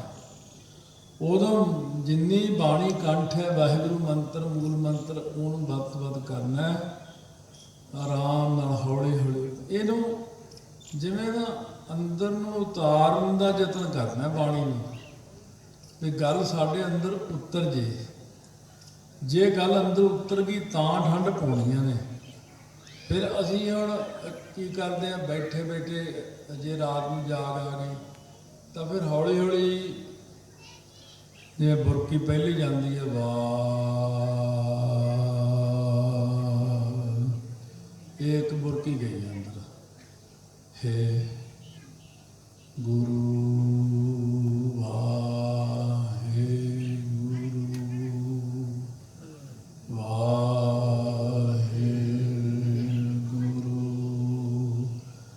ਮੈਨੂੰ ਕਿੰਨੇ ਮਹਾਤਮਾ ਮਿਲੇ ਜ਼ਿੰਦਗੀ 'ਚ, ਕਿੰਨੇ ਸਿੰਘ ਮਿਲੇ, ਕਿੰਨੇ। ਇੱਕ ਸੰਤ ਸੀਗੇ, ਮੈਂ ਕਿਹਾ ਬਈ ਸੰਤ ਜਰਨੈਲ ਸੋਹਣੀ ਕਰਦੇ ਹੁੰਦੇ ਸੀ, ਉਹਨਾਂ ਨੂੰ ਸੰਤ ਗੁਰਬੰਦੀ ਸਿੰਘ ਰਾਤ ਨੂੰ ਸੌਣ ਵੇਲੇ ਧੁੰਨੀ 'ਚ ਵਾਹਵਾ, ਇੱਥੇ ਹਾ ਇੱਥੇ ਗੱਗਾ ਕੰਠ 'ਚ, ਤੇ ਇੱਥੇ ਰੂ ਲਿਖਿਆ ਦੇਖਿਆ ਕਰ। ਸੰਤ ਕਹਿੰਦੇ ਮੇਰੇ ਉਹ 4 ਅੱਖਰ ਨਾ ਸੋਨੇ ਵਾਂਗੂ ਚਮਕਣ ਲੱਗ ਗਏ। ਉਹ ਜਿਹੜੇ ਉਹ ਵੀ ਸਿੰਘ ਟਕਸਾਲ ਦੇ ਸੀ, ਬ੍ਰਹਮ ਗਿਆਨੀ ਸੀ, ਮਹਾਂਪੁਰਖ ਸੀਗੇ। ਮੈਨੂੰ ਕਹਿੰਦੇ ਐ ਉਹ ਤਾਂ ਜਰ ਗਏ, ਰੂ ਮੱਥੇ ਵਾਲਾ ਜਰਨਾ ਬਹੁਤ ਔਖਾ। ਆ ਪਿੱਛੇ ਜਿਵੇਂ ਹੁਣ ਇੱਕ ਪਰਸੋਂ ਚੌਥੇ ਫੋਨ ਆਇਆ ਸੀ, ਕਹਿੰਦਾ ਮੈਂ ਇੱਥੇ ਧਿਆਨ ਧਰ ਕੇ ਗੁਰਮੰਤਰ ਕੀਤਾ ਹੁਣ ਉਹ ਮੇਰੇ ਇੰਨਾ ਜ਼ੋਰ ਪੈਂਦਾ, ਬੁਰਾ ਹਾਲ। ਮੈਂ ਕਿਹਾ ਆਪੇ ਹੀ ਕਰ ਲਿਆ ਸ਼ੁਰੂ। ਕੋਈ ਉਸਤਾਦ, ਕੋਈ ਗੁਰੂ, ਕੋਈ ਬੰਦਾ ਧਾਰਨ ਤਾਂ ਕਰਦਾ, ਪੁੱਛ ਤਾਂ ਲੈਂਦਾ ਪਹਿਲਾਂ ਵੀ ਇਹ ਕਰਨਾ ਕਿ ਨਹੀਂ ਕਰਨਾ। ਮੈਂ ਤੂੰ ਵਿਆਹ ਹੈ ਕਿ ਗ੍ਰਸਤੀ ਹੈ ਕਿ ਦੂਜਾ ਵਿਹੰਗਮ ਹੈ? ਕਹਿੰਦਾ ਮੈਂ ਤਾਂ ਗ੍ਰਸਤੀ ਹਾਂ। ਮੈਂ ਕਿਹਾ ਫਿਰ ਗ੍ਰਸਤੀ ਨੂੰ ਤਾਂ ਉਰੇ ਧਿਆਨ ਹੀ ਨਹੀਂ ਧਰਨਾ ਚਾਹੀਦਾ, ਗ੍ਰਸਤੀ ਨੂੰ ਇਹਨੂੰ ਪੁੱਠਾ ਚਲਾਉਣਾ ਚਾਹੀਦਾ, ਇਹ ਉੱਤੋਂ ਲੈ ਕੇ ਥੱਲੇ ਧੁੰਨੀ ਤੱਕ ਰੂ ਹੋਣਾ ਚਾਹੀਦਾ। ਜੇ ਆਪਾਂ ਇਹਨੂੰ ਤਾਹਾਂ ਲੈ ਕੇ ਇੱਥੇ ਰੂ ਲਿਆਉਂਦੇ ਆ, ਹੌਲੀ ਹੌਲੀ ਬੰਦਾ ਨਪੁੰਸਕ ਹੋ ਜਾਂਦਾ, ਫਿਰ ਘਰਾਂ 'ਚ ਲੜਾਈਆਂ ਸ਼ੁਰੂ ਹੋ, ਕਿਉਂਕਿ ਸਾਰੀ ਤਾਕਤ ਇੱਥੋਂ ਚੱਕ ਲਈ। ਜਦੋਂ ਸਾਰੀ ਤਾਕਤ ਥੱਲੇ ਵਾਲੇ ਚੱਕਰ ਤੋਂ ਲੈ ਕੇ ਚੱਕੀ ਉੱਪਰ ਨੂੰ ਲੈ ਕੇ ਗਈ, ਇੱਕ ਉੱਥੇ ਸਾਰਾ ਕੰਮ ਖਰਾਬ। ਇਹਦਾ ਸਾਧੂ ਸੰਤ ਨੇ ਜਿਹੜੇ ਬਸ ਪੈ ਬੀਤ ਰਾਤ ਬੈਠੇ ਨੇ ਵੀ ਸੰਤ ਅੰਦਰ ਭੋਰੇ 'ਚ ਨਹੀਂ ਜੀ ਨਿਕਲੇ ਨਹੀਂ ਹੁਣ 6 ਮਹੀਨੇ। ਇਹ ਤਾਂ ਉਹਨਾਂ ਵਾਸਤੇ ਆ ਵੀ ਇੱਥੇ ਧਿਆਨ ਟਿਕਾਉਣਾ। ਇਹ ਜਿਹੜੇ ਗ੍ਰਸਤੀ ਬੰਦੇ ਆ ਇਹ ਸਿਰਫ, ਮੈਂ ਹੰਸਾਲੀ ਵਾਲੇ ਸੰਤਾਂ ਨੂੰ ਗੱਲ ਪੁੱਛੀ ਸੀ ਬਾਬਾ ਅਜੀਤ ਸਿੰਘ ਜੀ ਨੂੰ, ਦੇਖੋ ਸਿਰੇ ਦੀ ਗੱਲ ਉਹਨਾਂ ਨੇ ਮੈਨੂੰ ਕਹੀ, ਕਿਉਂਕਿ ਅਸੀਂ ਵੀ PhD ਕਰਨ ਵਾਲੇ ਵਿਦਿਆਰਥੀ ਹਾਂ। ਉਹਨਾਂ ਦੇ ਸਾਧੂ ਸੰਤਾਂ ਨਾਲ ਬਹੁਤ ਸਾਡਾ ਵੀ ਲਗਾਅ, ਪੁੱਛਦੇ ਰਹਿੰਦੇ ਆ, ਨਵੇਂ ਤੋਂ ਨਵਾਂ ਤਜਰਬਾ ਹੁੰਦਾ ਰਹਿੰਦਾ ਮੇਰਾ ਵੀ। ਮੈਂ ਸਾਰੇ ਸੰਤਾਂ ਦੀ ਸੰਗਤ ਕੀਤੀ, ਹਰੇਕ ਤੋਂ ਪੁੱਛਿਆ ਕਿਵੇਂ ਧਿਆਨ ਲਾਉਣਾ, ਕਿਵੇਂ ਲਾਉਣਾ। ਰਾਮਪੁਰ ਖੇੜੇ ਵਾਲਾ ਨੇ ਇੱਥੇ ਦੱਸਿਆ ਸੀ, ਕਹਿੰਦੇ ਆਹ ਸੌਖਾ ਰਹਿੰਦਾ ਹਿਰਦੇ ਵਾਲਾ, ਹਿਰਦੇ ਤੋਂ ਵੀ ਥੱਲੇ ਹੈ ਕਹਾ ਇੱਥੇ। ਮੈਂ ਹੰਸਾਲੀ ਵਾਲੇ ਨੂੰ ਪੁੱਛਿਆ ਵੀ ਧਿਆਨ ਬਾਬਾ ਜੀ ਕਿੱਥੇ ਕਿਵੇਂ ਲਾਉਣਾ? ਕਹਿੰਦੇ ਭਾਈ ਆਪਣੇ 'ਚ ਧਿਆਨ ਤਾਂ ਹੈ ਹੀ ਨਹੀਂ। ਮੈਂ ਵੀ ਕੀ ਕਰੀਏ? ਕਹਿੰਦੇ ਮੰਨ ਲਓ ਪੌੜੀਆਂ ਚੜ੍ਹ ਰਹੀਆਂ, ਪਹਿਲਾ ਪੈਰ ਪਹਿਲੀ ਪੌੜੀ 'ਤੇ ਰੱਖ ਕੇ ਤੂੰ 5ਵੀਂ 'ਤੇ ਰੱਖ ਕੇ ਫਿਰ ਛਾਲ ਮਾਰ ਕੇ ਦਿਖਾਣਾ, ਜਾਂ ਤਾਂ ਲੱਤਾਂ ਤਲਾਏਂਗੇ ਜਾਂ ਫਿਰ ਲੱਤਾਂ ਪਾੜ ਜਾਣਗੇ ਜਾਂ ਡਿੱਗ ਪਏਗਾ। ਕਹਿੰਦੇ ਇਹ ਨਹੀਂ ਗੱਲ। ਕਹਿੰਦੇ ਜਿਹੜਾ ਅਸਲੀ ਚੀਜ਼ ਆ ਉਹ ਹੈ ਸ਼ਬਦ ਨੂੰ ਪਹਿਲਾਂ ਸੁਣੋ। ਸਾਡੇ ਹੈ ਗਾਵੀ ਹੈ ਸੁਣੀਆਂ, ਮਨ ਰੱਖੀ ਹੈ ਭਾਵ। ਸਾਡੇ ਹੈਗਾ ਬਾਣੀ ਨੂੰ ਸੁਣੋ, ਕੀਰਤਨ ਹੁੰਦਾ ਇਹਨੂੰ ਸੁਣੋ, ਬਸ ਕਥਾ ਨੂੰ ਸੁਣੋ, ਬਾਣੀ ਪਾਠ ਨੂੰ ਸੁਣੋ। ਕਹਿੰਦੇ ਜਿੱਥੇ ਦਾ ਅਧਿਕਾਰੀ ਹੋਊਗਾ ਉਸ ਚੱਕਰ ਦੇ ਆਪਣੇ ਆਪ ਹੀ ਕੜਿੱਕ ਹੋ ਜਾਣਾ, ਜਾ ਕੇ ਉਹ ਖੁੱਲ ਜਾਣਾ ਚੱਕਰ। ਉਹ ਅਧਿਕਾਰੀ ਤਾਂ ਮੈਂ ਹੈਗਾ, ਮੰਨ ਲਓ ਆਗਿਆ ਚੱਕਰ ਦਾ ਖੋਲ ਰਿਹਾ ਮੈਂ 10ਵੇਂ ਦੁਆਰ ਨੂੰ, ਫਿਰ ਮੇਰੀ ਗਲਤੀ ਹੋਈ ਆ ਨਹੀਂ। ਜਿੱਥੋਂ ਦਾ ਮੈਂ ਅਧਿਕਾਰੀ ਆ ਉਹ ਫਿਰ ਮੈਨੂੰ ਹੁਣ ਪਤਾ ਨਹੀਂ ਕਿ ਮੈਂ ਅਧਿਕਾਰੀ ਹੈ ਕਿੱਥੋਂ ਦਾ। ਕਹਿੰਦੇ ਉਹ ਕੌਣ ਦੱਸੂ? ਉਹ ਸ਼ਬਦ ਗੁਰੂ ਨੇ ਦੱਸਣਾ। ਤੁਸੀਂ ਫਿਰ ਕੀ ਕਰੋ? ਇਹ ਹੁਣ ਮੇਰੇ ਤਾਂ ਹੁਣ 46ਵਾਂ ਸਾਲ ਚੱਲਦਾ ਧਿਆਨ ਲਾਉਂਦੇ। ਅਸਲੀ ਚੀਜ਼ ਕੀ ਹੈ? ਮੈਂ ਸੁਖਮਨੀ ਸਾਹਿਬ ਲਾ ਕੇ ਐ ਬਹਿ ਜਾਣਾ, ਪ੍ਰੈਕਟਿਸ ਕਰੀ ਜਾਣੀ ਹੈ ਸੁਣਨ ਦੀ। ਉਹ ਮੈਂ ਸੁਖਮਨੀ ਸਾਹਿਬ ਨੂੰ ਸੁਣੀ ਜਾਣਾ, ਸੁਣੀ ਜਾਣਾ, ਸੁਣੀ ਜਾਣਾ। ਚੌਪੀ ਸਾਹਿਬ ਨੂੰ ਵੀ ਸੁਣੀ ਜਾਣਾ, ਜਪਜੀ ਸਾਹਿਬ ਲਾ ਲਿਆ ਉਹ ਵੀ ਸੁਣੀ ਜਾਣਾ, ਕੀਰਤਨ ਲਾ ਲਿਆ ਉਹ ਵੀ ਸੁਣੀ ਜਾਣਾ, ਜਿੰਨੀ ਬਾਣੀ ਲਾ ਲਈ ਉਹ ਵੀ ਸੁਣੀ ਜਾਣੀ। ਉਹ ਸੁਣਦੇ ਸੁਣਦੇ ਆਪਣੇ ਆਪ ਜਿੱਥੇ ਉਹਨੇ ਸੈਟਿੰਗ ਹੋਣੀਆਂ ਹੋ ਜਾਣੀ। ਸ਼ਬਦ ਨੂੰ ਗੁਰੂ ਰੱਖ ਕੇ ਮੂਹਰੇ ਫੇਰ ਚੱਲੋ। ਰਸਤਾ ਸ਼ਬਦ ਦਿਖਾਉਂਦਾ। ਕਹਿੰਦਾ ਮੈਂ ਜੁਗਤੀ ਪੁੱਛਣ ਚੱਲਿਆ ਕਿਤੋਂ, ਜੁਗਤੀ ਕਿਸੇ ਤੋਂ ਨਹੀਂ ਪੁੱਛਣੀ ਪੈਣੀ। ਜੁਗਤੀ ਗੁਰੂ ਗ੍ਰੰਥ ਸਾਹਿਬ ਦੀ ਬਾਣੀ ਵਿੱਚ ਦੱਸਦੀ ਸਾਰੀ। ਇਸ ਕਰਕੇ ਬਾਣੀ ਨੂੰ ਜਿੰਨਾ ਸੁਣੋ। ਔਰ ਮੈਂ ਤੁਹਾਨੂੰ ਸਿਰੇ ਦੀ ਗੱਲ ਦੱਸਤੀ, ਹੁਣ ਤੁਸੀਂ ਫੇਰ ਕਿਸੇ ਕੋਲ ਭੱਜੋ ਵੀ ਮੈਂ ਉਹਨੂੰ ਵੀ ਪੁੱਛਦਾ, ਉਹਨੂੰ ਵੀ ਪੁੱਛਦਾ। ਨਾ ਪੁੱਛੋ ਨਾ ਕਿਸੇ ਨੂੰ, ਥੋੜਾ ਸੁਣ ਲਓ। ਜਪਜੀ ਸਾਹਿਬ ਕੱਲਾ ਇੱਕ ਜਪਜੀ ਸਾਹਿਬ ਹੀ ਸੁਣ ਲਓ, ਹੌਲੀ ਹੌਲੀ। ਇਹ ਕਈ ਸਾਲ ਲੰਘ ਜਾਣੇ ਉੱਦਾਂ ਤੇ ਟਿਕਦੇ ਟਿਕਦੇ। ਜਾਂ ਗੁਰੂ ਨਾਨਕ ਸਾਹਿਬ ਨੂੰ ਭਾਈ ਮਰਦਾਨਾ ਜੀ ਨੇ ਪੁੱਛਿਆ ਸੀ, ਮਹਾਰਾਜ ਜੀ ਫਿਰ ਇਹ ਅੰਦਰ ਜਾ ਕੇ ਤੁਸੀਂ ਕਹਿੰਦੇ 4 ਅੱਖਰ ਟਿਕ ਜਾਂਦੇ ਨੇ, ਵਾਹਿਗੁਰੂ।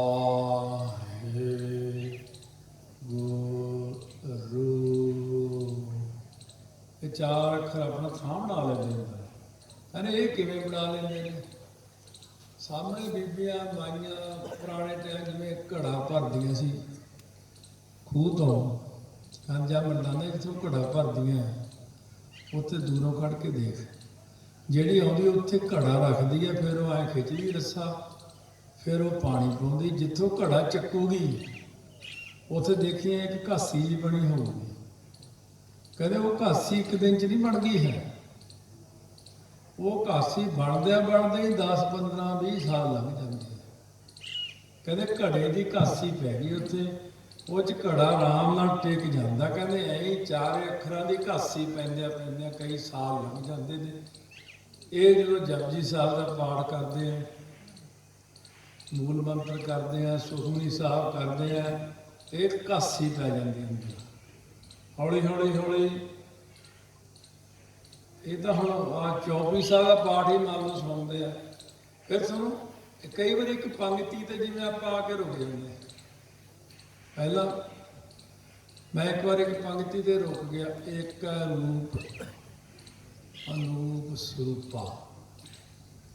ਸੁਣ ਲਓ, ਇਹਨੂੰ ਕਹਿਣ ਨੂੰ ਤਾਂ ਜਿੰਨੀ ਮਰਜ਼ੀ ਸਪੀਡ ਤੇ ਕਹਿ ਗਿਆ, ਇੱਕ ਰੂਪ ਅਨੂਪ ਸਰੂਪਾ, ਇੱਕ ਰੂਪ ਨਹੀਂ, ਇੱਕ ਰੂਪ ਅਨੂਪ ਸਰੂਪਾ। ਉਹ ਮੈਂ ਇਹਦੂ ਗਾ ਹੀ ਨੰਬਰ, ਮੈਨੂੰ 24 ਸਾਹਿਬ ਹੀ ਭੁੱਲ ਗਈ।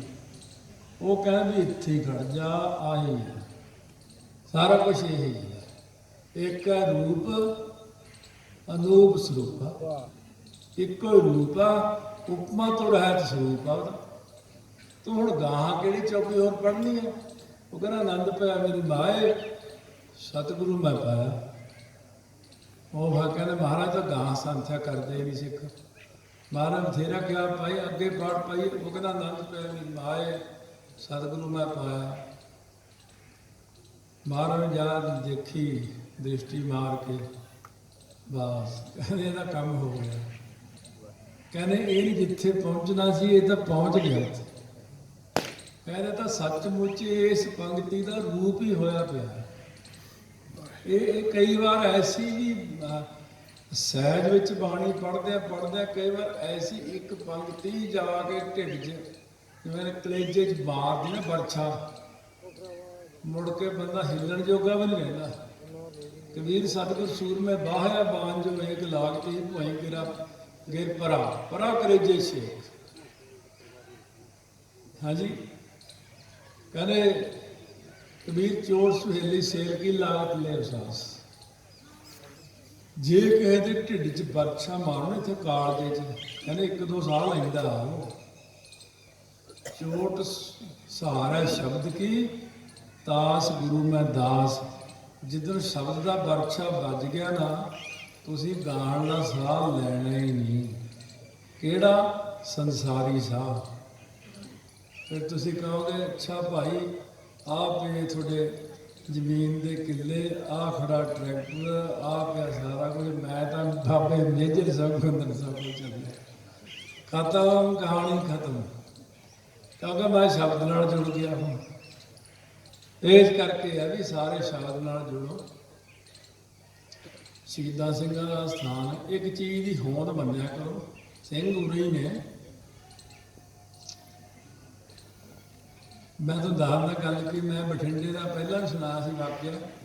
ਉੱਥੇ ਕੋਈ ਸਿੰਘ ਪਟਿਆਲੇ ਚਲੇ ਗਏ, ਕਹਿੰਦੇ ਆਹ ਕੰਮ ਅੜਿਆ ਹੋਇਆ। ਮੈਂ ਕਿਹਾ ਉੱਥੇ ਬਾਬਾ ਜੀ ਰਹਿੰਦੇ ਨੇ, ਇੱਧਰ ਦੇਸੂ ਸਿੱਧਾ ਉਹ ਚਲੇ ਜਾ, ਰਸਤ ਲੈ ਜਿਓ ਨਾਲ ਕੜਾਹ ਪ੍ਰਸ਼ਾਦ ਦੀ। ਜੇ ਕਿਤੇ ਆ ਦੂਜੀ ਰਸਤ ਰਗੜੇ ਦੀ ਆ, ਉਹ ਵੀ ਲੈ ਲਿਓ ਜੇ ਕੋਈ ਲਾਉਂਦਾ ਉੱਥੇ। ਮੈਂ ਉੱਥੇ ਅਰਦਾਸ ਕਰਾਇਆ। ਉਹ ਇੱਥੇ ਅਰਦਾਸ ਕਰਾ ਕੇ ਚਲੇ ਗਏ, ਕਈ ਸਾਲਾਂ ਦੀ ਗੱਲ ਹੈ। ਉਹ ਜਦ ਘਰੇ ਗਏ ਫਿਰ ਮੈਨੂੰ ਫੋਨ ਆਇਆ ਜਦ ਸੁੱਤੇ ਉੱਠੇ। ਮੈਂ ਕੀ ਹੋਇਆ?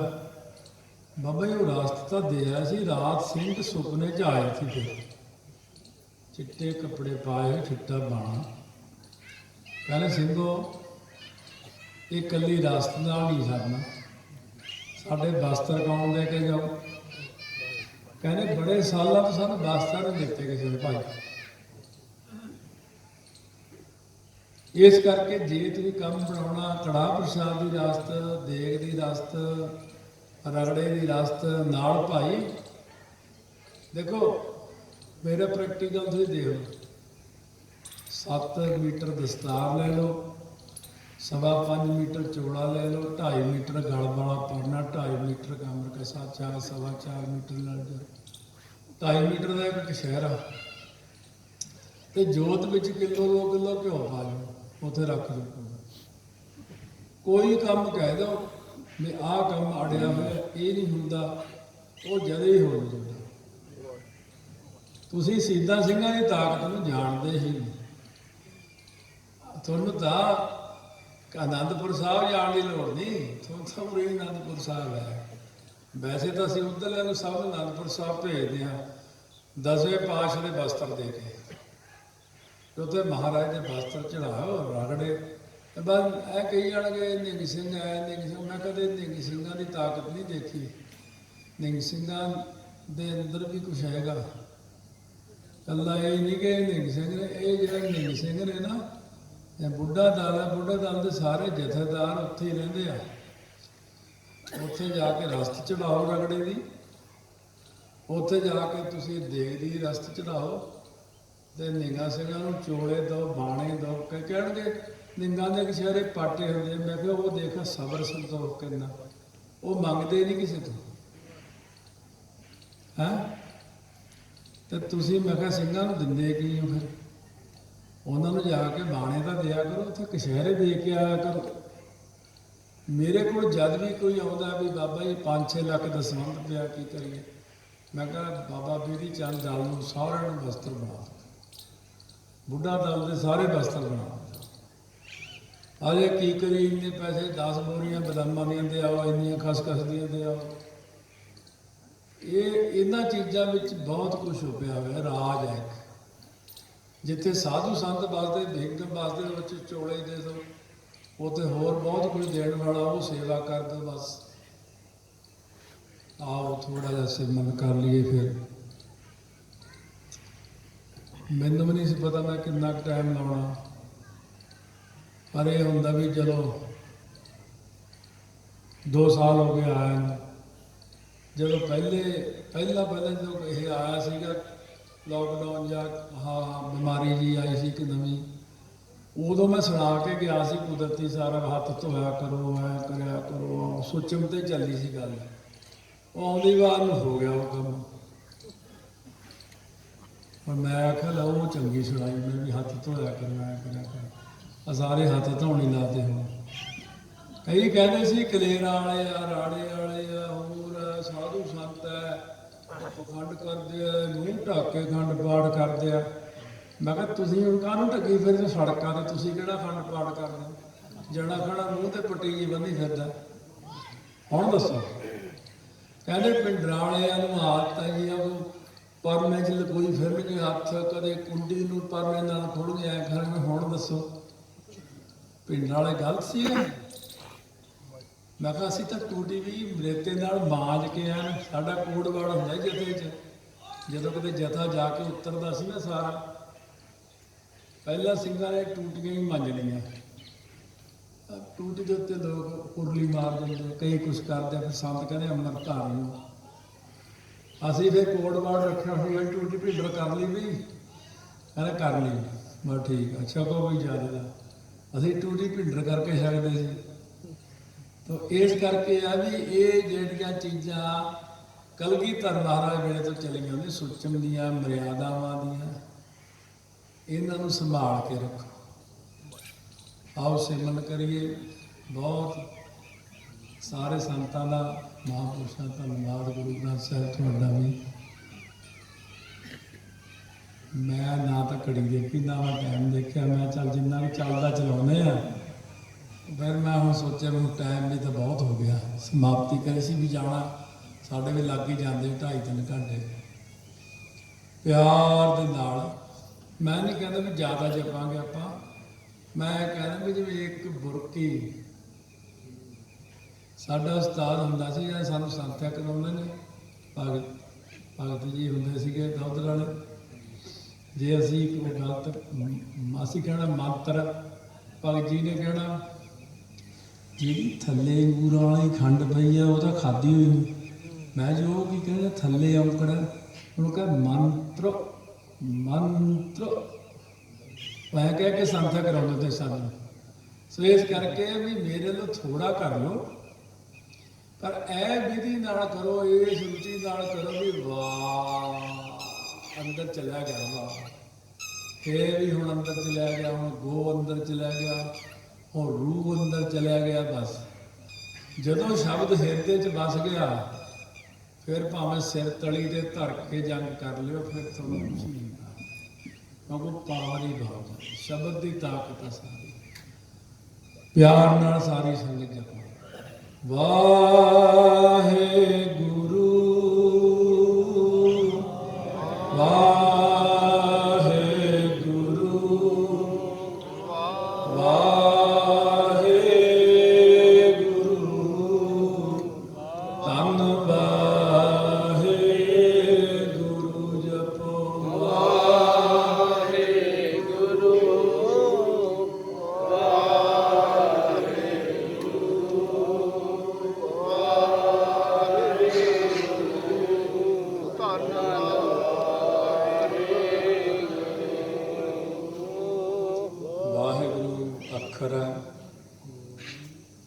ਕਈ ਚੀਜ਼ਾਂ ਆ ਗਈਆਂ। ਭਾਈ ਗੁਰਦਾਸ ਜੀ ਨੂੰ ਪੁੱਛਿਆ ਪੰਡਤਾਂ ਨੇ, ਜਦ ਹੈਗਾ ਸੀਗਾ ਮੰਤਰ ਸਾਰੇ, ਇਹ ਕੀ ਲੋੜ ਸੀ ਕਰਨ ਦੀ? ਵਾਸੁਦੇਵ, ਹਰੀ, ਗੋਬਿੰਦ, ਰਾਮ, ਨਾਰਦ ਨੂੰ ਉਪਦੇਸਿਆ, ਸਾਰੇ ਮੰਤਰ ਤਾਂ ਸੀਗੇ।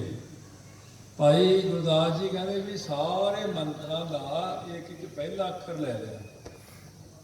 ਵਾਹ ਵਾਸੁਦੇਵ, ਹਾ ਹਰੀ, ਗਾ ਗੋਬਿੰਦ, ਰਾ ਰਾਮ। ਕਹਿੰਦੇ ਜਦੋਂ ਅਸੀਂ ਕਹਿੰਦੇ ਨਾ ਵਾਹਿਗੁਰੂ, 4 ਯੁੱਗਾਂ ਦਾ ਮੰਤਰ ਇਕੱਠਾ ਹੋ ਜਾਂਦਾ। ਠੀਕ ਆ। ਵਾਹਿ ਦਾ ਅਰਥ ਹੈ ਅਚਰਜ, ਗੋ ਦਾ ਅਰਥ ਹੈ ਗਿਆਨ ਦਾ ਹਨੇਰਾ, ਬੈਠ ਕੇ ਜੋ ਰੂਪ ਕਰਦਾ ਹੈ ਪ੍ਰਕਾਸ਼, ਉਹਨੂੰ ਕਹਿੰਦੇ ਵਾਹਿਗੁਰੂ। ਸੋ ਇਸ ਕਰਕੇ ਵਾਹਿਗੁਰੂ ਖੰਡਾ ਬ੍ਰਹਿਮੰਡਾਂ ਦਾ ਮਾਲਕ। ਇੱਕ ਵਾਰ ਹੰਸਾਲੀ ਵਾਲੇ ਸੰਤ ਮੈਨੂੰ ਕਹਿੰਦੇ, ਜਦੋਂ ਮੈਂ ਉਹਨਾਂ ਕੋਲ ਗਿਆ, ਕਿਉਂਕਿ ਬ੍ਰਹਮ ਗਿਆਨੀ ਮਹਾਂਪੁਰਖ ਹੋਏ ਨੇ, ਉਹਨਾਂ ਦੀ ਸੰਗਤ ਮੈਂ ਬਹੁਤ ਕੀਤੀ ਹੈ। ਬਾਬਾ ਜੀ ਕਹਿੰਦੇ, ਭਾਈ ਸਾਹਿਬ ਜੀ ਇਹਨਾਂ ਨੂੰ ਦੱਸੋ, ਆਹ ਜਿਹੜੀ ਸੰਗਤ ਬੈਠੀ ਆ, ਵੀ ਵਾਹਿਗੁਰੂ ਮੰਤਰ ਕਦ ਕਦਾ ਬਣਿਆ? ਬਾਬਾ ਜੀ ਸੰਗਤ ਨੂੰ ਜੇ ਦੱਸਦੇ ਸੀ, ਕਈ ਕਹਿੰਦੇ ਸੀ ਲੈ ਬਾਬਾ ਜੀ ਨੂੰ ਬੜਾ ਪਤਾ ਹੈ, ਕਈ ਸਾਧੂਆਂ ਨੂੰ ਵੀ ਸਮਝਦੇ ਹੁੰਦੇ ਵੀ ਇਹ ਸਿੱਧਾ ਹੈ ਬੰਦਾ, ਇਹਨੂੰ ਕੀ ਪਤਾ।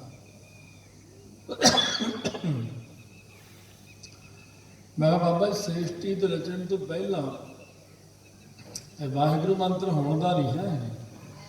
ਸ੍ਰਿਸ਼ਟੀ ਦੇ ਰਚਨ ਤੋਂ ਪਹਿਲਾਂ ਇਹ ਕਿੱਥੇ ਲਿਖਿਆ ਹੈ? ਇਹ ਸਰਵਲੋਕ ਪ੍ਰਕਾਸ਼ ਲਿਖਿਆ ਹੋਇਆ, 10ਵੇਂ ਪਾਤਸ਼ਾਹ ਨੇ ਲਿਖਿਆ।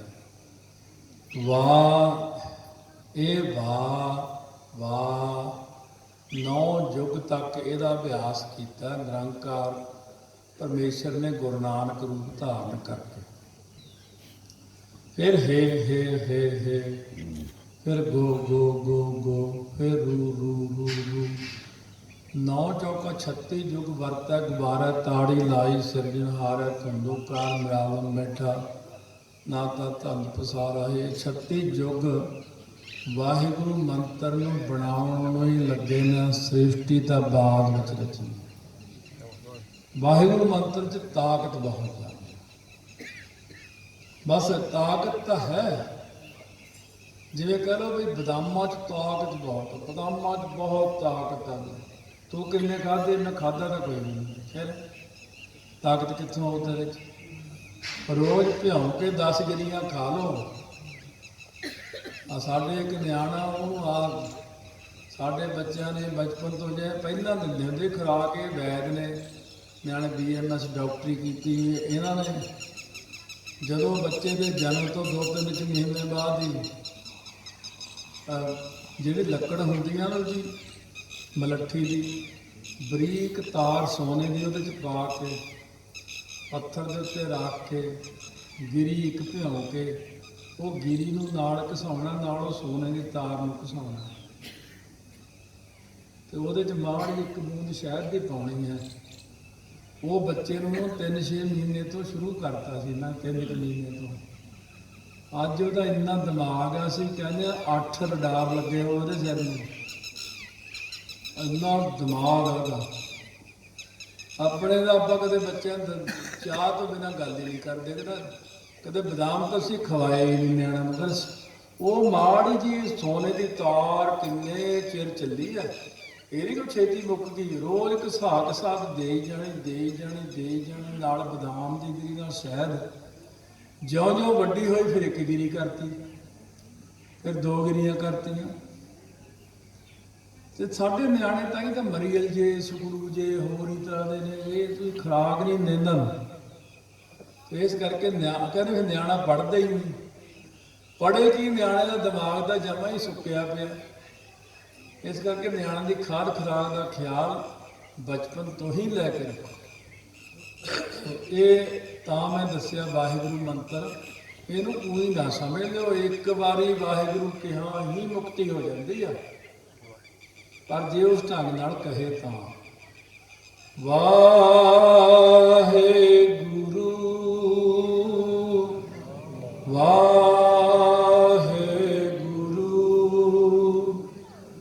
ਵਾਹਿਗੁਰੂ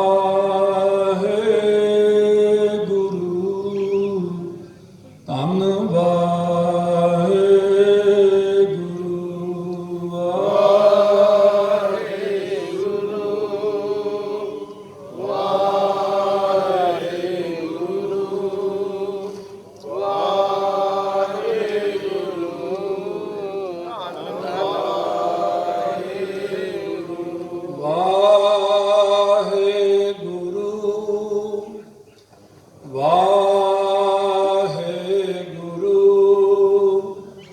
ਵਾਹਿਗੁਰੂ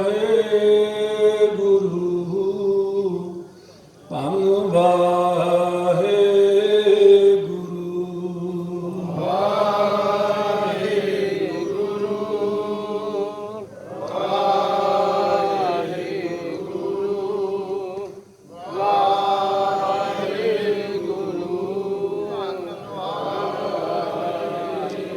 ਉਹ ਜਿਹੜੇ ਬ੍ਰਹਮ ਗਿਆਨੀ ਸੰਤਾਂ ਦੀ ਮੈਂ ਗੱਲ ਕਰਦਾ ਸੀ ਨਾ, ਸੰਤ ਗੁਰਬਚਨ ਸਿੰਘ ਜੀ ਖਾਲਸਾ ਨਾਲ ਰਾਗੀ ਰਹੇ ਸੀ। ਸੰਤਾਂ ਨੇ ਉਹਨੂੰ ਪੁੱਛਿਆ, ਬੜੀ ਪਹੁੰਚੀ ਹਸਤੀ ਹੋਏ ਨੇ ਉਹ ਗ੍ਰਹਿ ਗੁਪਤ ਸਾਰੇ ਉਹਨਾਂ ਕਹਿੰਦੇ ਸੰਤ ਮੈਨੂੰ ਕਹਿੰਦੇ ਸਿੰਘਾ ਇੱਕ ਕੰਮ ਕਰਨਾ ਕਿ 100 ਕਰਨਾ। ਉਹ ਦਿਮਾਗ ਵਾਲਾ ਸੀ, ਕਹਿੰਦਾ ਜੀ ਇੱਕੋ ਹੀ ਕਰੋ। ਸੰਤ ਹੱਸ ਪਏ, ਕਹਿੰਦੇ ਸਮਝਦਾਰ ਹੈ ਸਿੰਘ। ਕਹਿੰਦੇ ਚੰਗਾ ਇੱਕ ਕਰੇਗਾ 100 ਵੀ ਹੋ। ਆਹਰ ਇੱਕ ਕਰਦਾ ਫਿਰੈ ਹੈਨਾ, ਆਹਰ ਸਭ ਕਰਦਾ ਫਿਰੈ, ਆਹਰ ਇੱਕ ਨਾ ਹੋਵੇ। ਆਪਾਂ ਦਿਹਾੜੀ ਵਿੱਚ ਸਾਰੇ ਇਨਸਾਨ ਸਭ ਕਹਿੰਦੇ ਆ ਉਹ ਮੈਨੂੰ ਤਾਂ 100 ਕੰਮ ਹੈ। 100 ਤਾਂ ਤੂੰ ਕਰ ਲੈ, ਜਿਹੜਾ ਉਹ ਇੱਕ ਕਰਨਾ ਸੀ ਉਹ ਕੀਤਾ, ਕਹਿੰਦਾ ਉਹ ਨਹੀਂ ਕੀਤਾ। ਕਹਿੰਦੇ ਤਾਂ ਹੀ ਤਾਂ ਉਹ 100 ਨਹੀਂ ਹੁੰਦਾ। ਤੂੰ ਇੱਕ ਕਰ ਲੈ, ਤੇਰਾ 100 ਵੀ ਹੋ ਜਾਊ। ਸੰਤ ਉਹ ਸਿੰਘ ਕਹਿੰਦਾ ਮੈਂ ਗੁਰਦੁਆਰੇ ਮੈਂ ਬਣਾਏ, ਸਕੂਲ ਮੈਂ ਬਣਾ ਲਏ, ਵਿਆਹ ਸ਼ਾਦੀਆਂ ਲੋਕਾਂ ਨੇ ਮੈਂ ਕੀਤੀਆਂ, ਆਹ ਮੈਂ ਕੀਤਾ, ਆਹ ਮੈਂ ਕੀਤਾ। ਜੇ ਮੈਂ ਇੱਕ ਕੀਤਾ ਤਾਂ ਉਹ ਮੈਨੂੰ ਦੱਸੀ ਸੀ, ਕਹਿੰਦਾ ਤੂੰ ਹੈਗਾ ਗ੍ਰਸਤੀ, ਧਿਆਨ ਇੱਥੇ ਨਾ ਲਾਈ ਕਦੇ ਵੀ, ਰੂਹ ਇੱਥੇ ਨਹੀਂ ਦੇ। ਕਹਿ ਜੇ ਕਿਵੇਂ ਆ ਜੀਵ ਦੇ ਮੂਹਰਲੇ ਪਾਸੇ ਕਹਿ ਰੂਹ ਰੂਹ, ਕਹਿੰਦੇ ਇੱਥੇ ਬੋਲ ਰੂਹ। ਮੈਂ ਵੀ ਕੀਤਾ ਅਭਿਆਸ, ਉਹ ਤਾਂ 2 ਦਿਨ ਜੀਵ ਚ ਰਸ ਆ ਗਿਆ। ਕਿਉਂਕਿ ਆ ਵੀ ਜਿੰਨੇ ਬੈਠੇ ਮਹਾਂਪੁਰਸ਼ ਇਹ ਵੀ ਤਾਂ ਅਭਿਆਸ ਕਰਦੇ, ਅਭਿਆਸੀ ਨੇ ਸਾਰੇ। ਇਹਨਾਂ ਨੂੰ ਵੀ ਫਾਇਦਾ ਹੋਊ, ਤੁਹਾਨੂੰ ਵੀ ਹੋਊ, ਤੁਸੀਂ ਵੀ ਅਭਿਆਸੀ ਸਿਰਦੇ ਤੋਂ ਤੁਸੀਂ ਵੀ ਕਰਕੇ ਦੇਖ ਲਓ। ਧੁੰਨੀ ਚ ਵਾਹੇ ਤੇ ਕਾਲਜੇ ਚ, ਇੱਥੇ ਹਿਰਦੇ ਚ ਗੋ, ਇੱਥੇ ਜੀਵ ਤੇ ਹੀ ਰੂਹ ਦੇਖਣਾ, ਰੂਹ। ਅੱਛਾ ਹੋਰ ਦੇਖੋ, ਇਹ ਗਾਹਾਂ ਜਾ ਕੇ ਇਹਦਾ ਸਿਸਟਮ ਬਦਲ ਜਾਂਦੇ ਆ। ਮੈਂ ਇਕੱਲਾ ਹੀ ਰੂਹ ਬੋਲਦਾ, ਵਾਹਿਗੁਰੂ ਆਪੇ ਹੋ ਜਾਂਦਾ। ਇਕੱਲਾ ਹੀ ਰੂਹ ਕਹਿਣ ਨਾਲ ਵਾਹਿਗੁਰੂ ਆਪੇ ਹੀ ਹੋ ਜਾਂਦਾ। ਬੜੀਆਂ ਇਹ ਬੜੇ ਬੜੇ ਤਜਰਬੇ ਨੇ। ਚਲੋ ਇੰਨਾ ਹੀ ਵਾਹਿਗੁਰੂ ਜਪਾਇਆ ਤੁਹਾਨੂੰ, ਇੰਨੇ ਬੜਾ ਇਹਨੂੰ ਅੰਦਰ ਲਿਜਾਓ। ਬਸ ਇਹ ਸਭ ਤੋਂ ਵਧੀਆ ਚੀਜ਼ ਆ। ਭੁੱਲਾਂ ਚੁੱਕਾਂ ਦੀ ਮਾਫੀ ਬਖਸ਼ਣੀ। ਮੈਂ ਠੀਕ ਆ, ਮੇਰੀ ਸਿਹਤ ਭਾਵੇਂ ਯਾਦ ਨਹੀਂ ਹੁੰਦੀ, ਪਰ ਮੈਨੂੰ ਇੱਕ ਗੱਲ ਚੇਤੇ ਆ ਜਾਂਦੀ, ਸੰਗਤ ਬਚਨ ਸੁਣੀ, ਬਿਮਾਰ ਬਹੁਤ ਹੋ ਗਈ। ਕਹਿੰਦੇ ਜੀ ਵੀ ਡਾਕਟਰ ਕਹਿੰਦੇ 15 ਦਿਨ ਕਥਾ ਨਾ ਕਰਿਓ। 15 ਦਿਨ ਹੁਣ ਕਥਾ ਨਹੀਂ ਕਰਨੀ, ਨਹੀਂ ਬਿਮਾਰ ਹੋਰ ਹੋ ਜਾਓਗੇ। ਸੰਤ ਤੀਜੇ ਕੁ ਦਿਨ ਤੱਕ ਪੈ ਕੇ ਕਹਿੰਦੇ ਕਰਤਾਰ ਸਿੰਘ ਮੈਨੂੰ ਲੱਗਦਾ ਮੈਂ ਊਂ ਚੜਾਈਆਂ ਕਰਦੀ, ਮੈਂ ਕਥਾ ਨਾ ਕੀਤੀ। ਕਹਿੰਦੇ ਕਥਾ ਹੀ ਤਾਂ ਮੇਰੀ ਖੁਰਾਕ ਆ। ਕਹਿੰਦੇ ਫੇਰ ਕਹਿੰਦੇ ਚੱਲ ਚੱਲੀਏ, ਡਾਕਟਰ ਤਾਂ ਕਹਿੰਦੇ ਹੀ ਹੁੰਦੇ। ਸੰਤ ਕਹਿੰਦੇ ਅੱਜ ਮੈਂ ਘੋੜੇ ਵਰਗਾ ਹੋ ਗਿਆ, ਮੈਂ ਕਥਾ ਕਰਤੀ। ਸੋ ਉਹ ਗੱਲ ਮੈਨੂੰ ਵੀ ਚੇਤੇ ਆਈ ਵੀ ਜੇ ਮਨਾ ਮੰਜੇ ਤੇ ਪਏ ਰਹੇ ਉੱਥੇ, ਫਿਰ ਤਾਂ ਜਵੇਂ ਮਰ ਜਾਵਾਂਗੇ। ਅੱਜ ਮੈਂ ਇੱਕ ਤੇ ਥਾਂ ਦਾ ਪਿਆਰ ਬਹੁਤ ਆ, ਪਤਾ ਨਹੀਂ ਕੁਦਰਤੀ ਵੀ ਆਏ, ਥਾਂ ਦੀ ਖਿੱਚ ਬਹੁਤ ਪੈਂਦੀ ਮੈਨੂੰ। ਬਾਕੀ ਬਾਬਾ ਜੀ ਦੇ ਦਰਸ਼ਨਾਂ ਨੂੰ ਵੀ ਮੇਰਾ ਬੜਾ ਮਨ ਲੋਚਦਾ ਰਹਿੰਦਾ। ਇੱਥੇ ਫੌਜਾਂ ਦਾ ਸਥਾਨ ਵੀ ਹੈ। ਸਵੇਰੇ ਮੈਨੂੰ ਬੁਖਾਰ ਹੋ ਗਿਆ, ਤੜਕੇ ਤੜਕੇ ਬੁਖਾਰ ਹੈ। ਅੱਜ ਫਿਰ ਮੈਂ ਵੀ ਸਿੰਘਾਂ ਵਾਲੀ ਫੜ ਲਈ ਜੇ ਤੇ ਮੈਂ ਤੂੰ ਜਿੰਨਾ ਮਰਜ਼ੀ ਤਾਂ ਘਰ ਵੀ ਜਾਊਂਗਾ ਜ਼ਰੂਰ। ਮੈਂ ਅੱਜ ਜਿੱਦ ਨਾਲ ਹੀ ਆਇਆ, ਫਿਰ ਅੱਧ ਜੇ ਜਾ ਕੇ ਭੱਜ ਗਿਆ। ਕਹਿੰਦਾ ਹੁਣ ਮੈਂ ਵੀ ਕੀ ਜਿੱਦ ਕਰਾਂ ਤੇਰੇ ਨਾਲ, ਮੈਂ ਚੰਗਾ ਚੱਲ ਫਿਰ ਤੁਰਦਾ ਮੈਂ, ਫਿਰ ਠੀਕ ਹੋ ਗਿਆ। ਇਸ ਕਰਕੇ ਇਹ ਵੀ ਬਾਬਾ ਮੇਜਰ ਸਿੰਘ ਜੀ, ਕੁੰਦਨ ਸਿੰਘ ਜੀ ਮੈਨੂੰ ਬੇਨਤੀ ਕਰ ਭਾਈ ਸਾਡੀ ਵੀ ਅਰਦਾਸ ਕਰਿਓ, ਤੰਦਰੁਸਤੀਆਂ ਦੇਣ ਮਹਾਰਾਜ। ਇੱਥੇ ਥਾਵਾਂ ਤੇ ਅਸੀਂ ਸਾਰੇ ਸੰਸਾਰ ਵਿੱਚ ਸਿੱਖ ਕੌਮ ਦੀ ਪ੍ਰਚਾਰ ਦੀ ਸੇਵਾ ਕਰੀਏ। ਭੁੱਲਾਂ ਚੁੱਕਾਂ ਦੀ ਮਾਫੀ ਬਖਸ਼ਣੀ। ਬਹੁਤ ਬਹੁਤ ਧੰਨਵਾਦ, ਸੰਗਤ ਨੇ ਟਿਕਾ ਬਖਸ਼ਿਆ। ਸਾਰੀ ਸੰਗਤ ਪਿਆਰ ਨਾਲ ਫਤਿਹ ਬੁਲਾਓ, ਝੁਕਾਓ ਸੀਸ। ਵਾਹਿਗੁਰੂ ਜੀ ਕਾ ਖਾਲਸਾ, ਵਾਹਿਗੁਰੂ ਜੀ ਕੀ ਫਤਿਹ।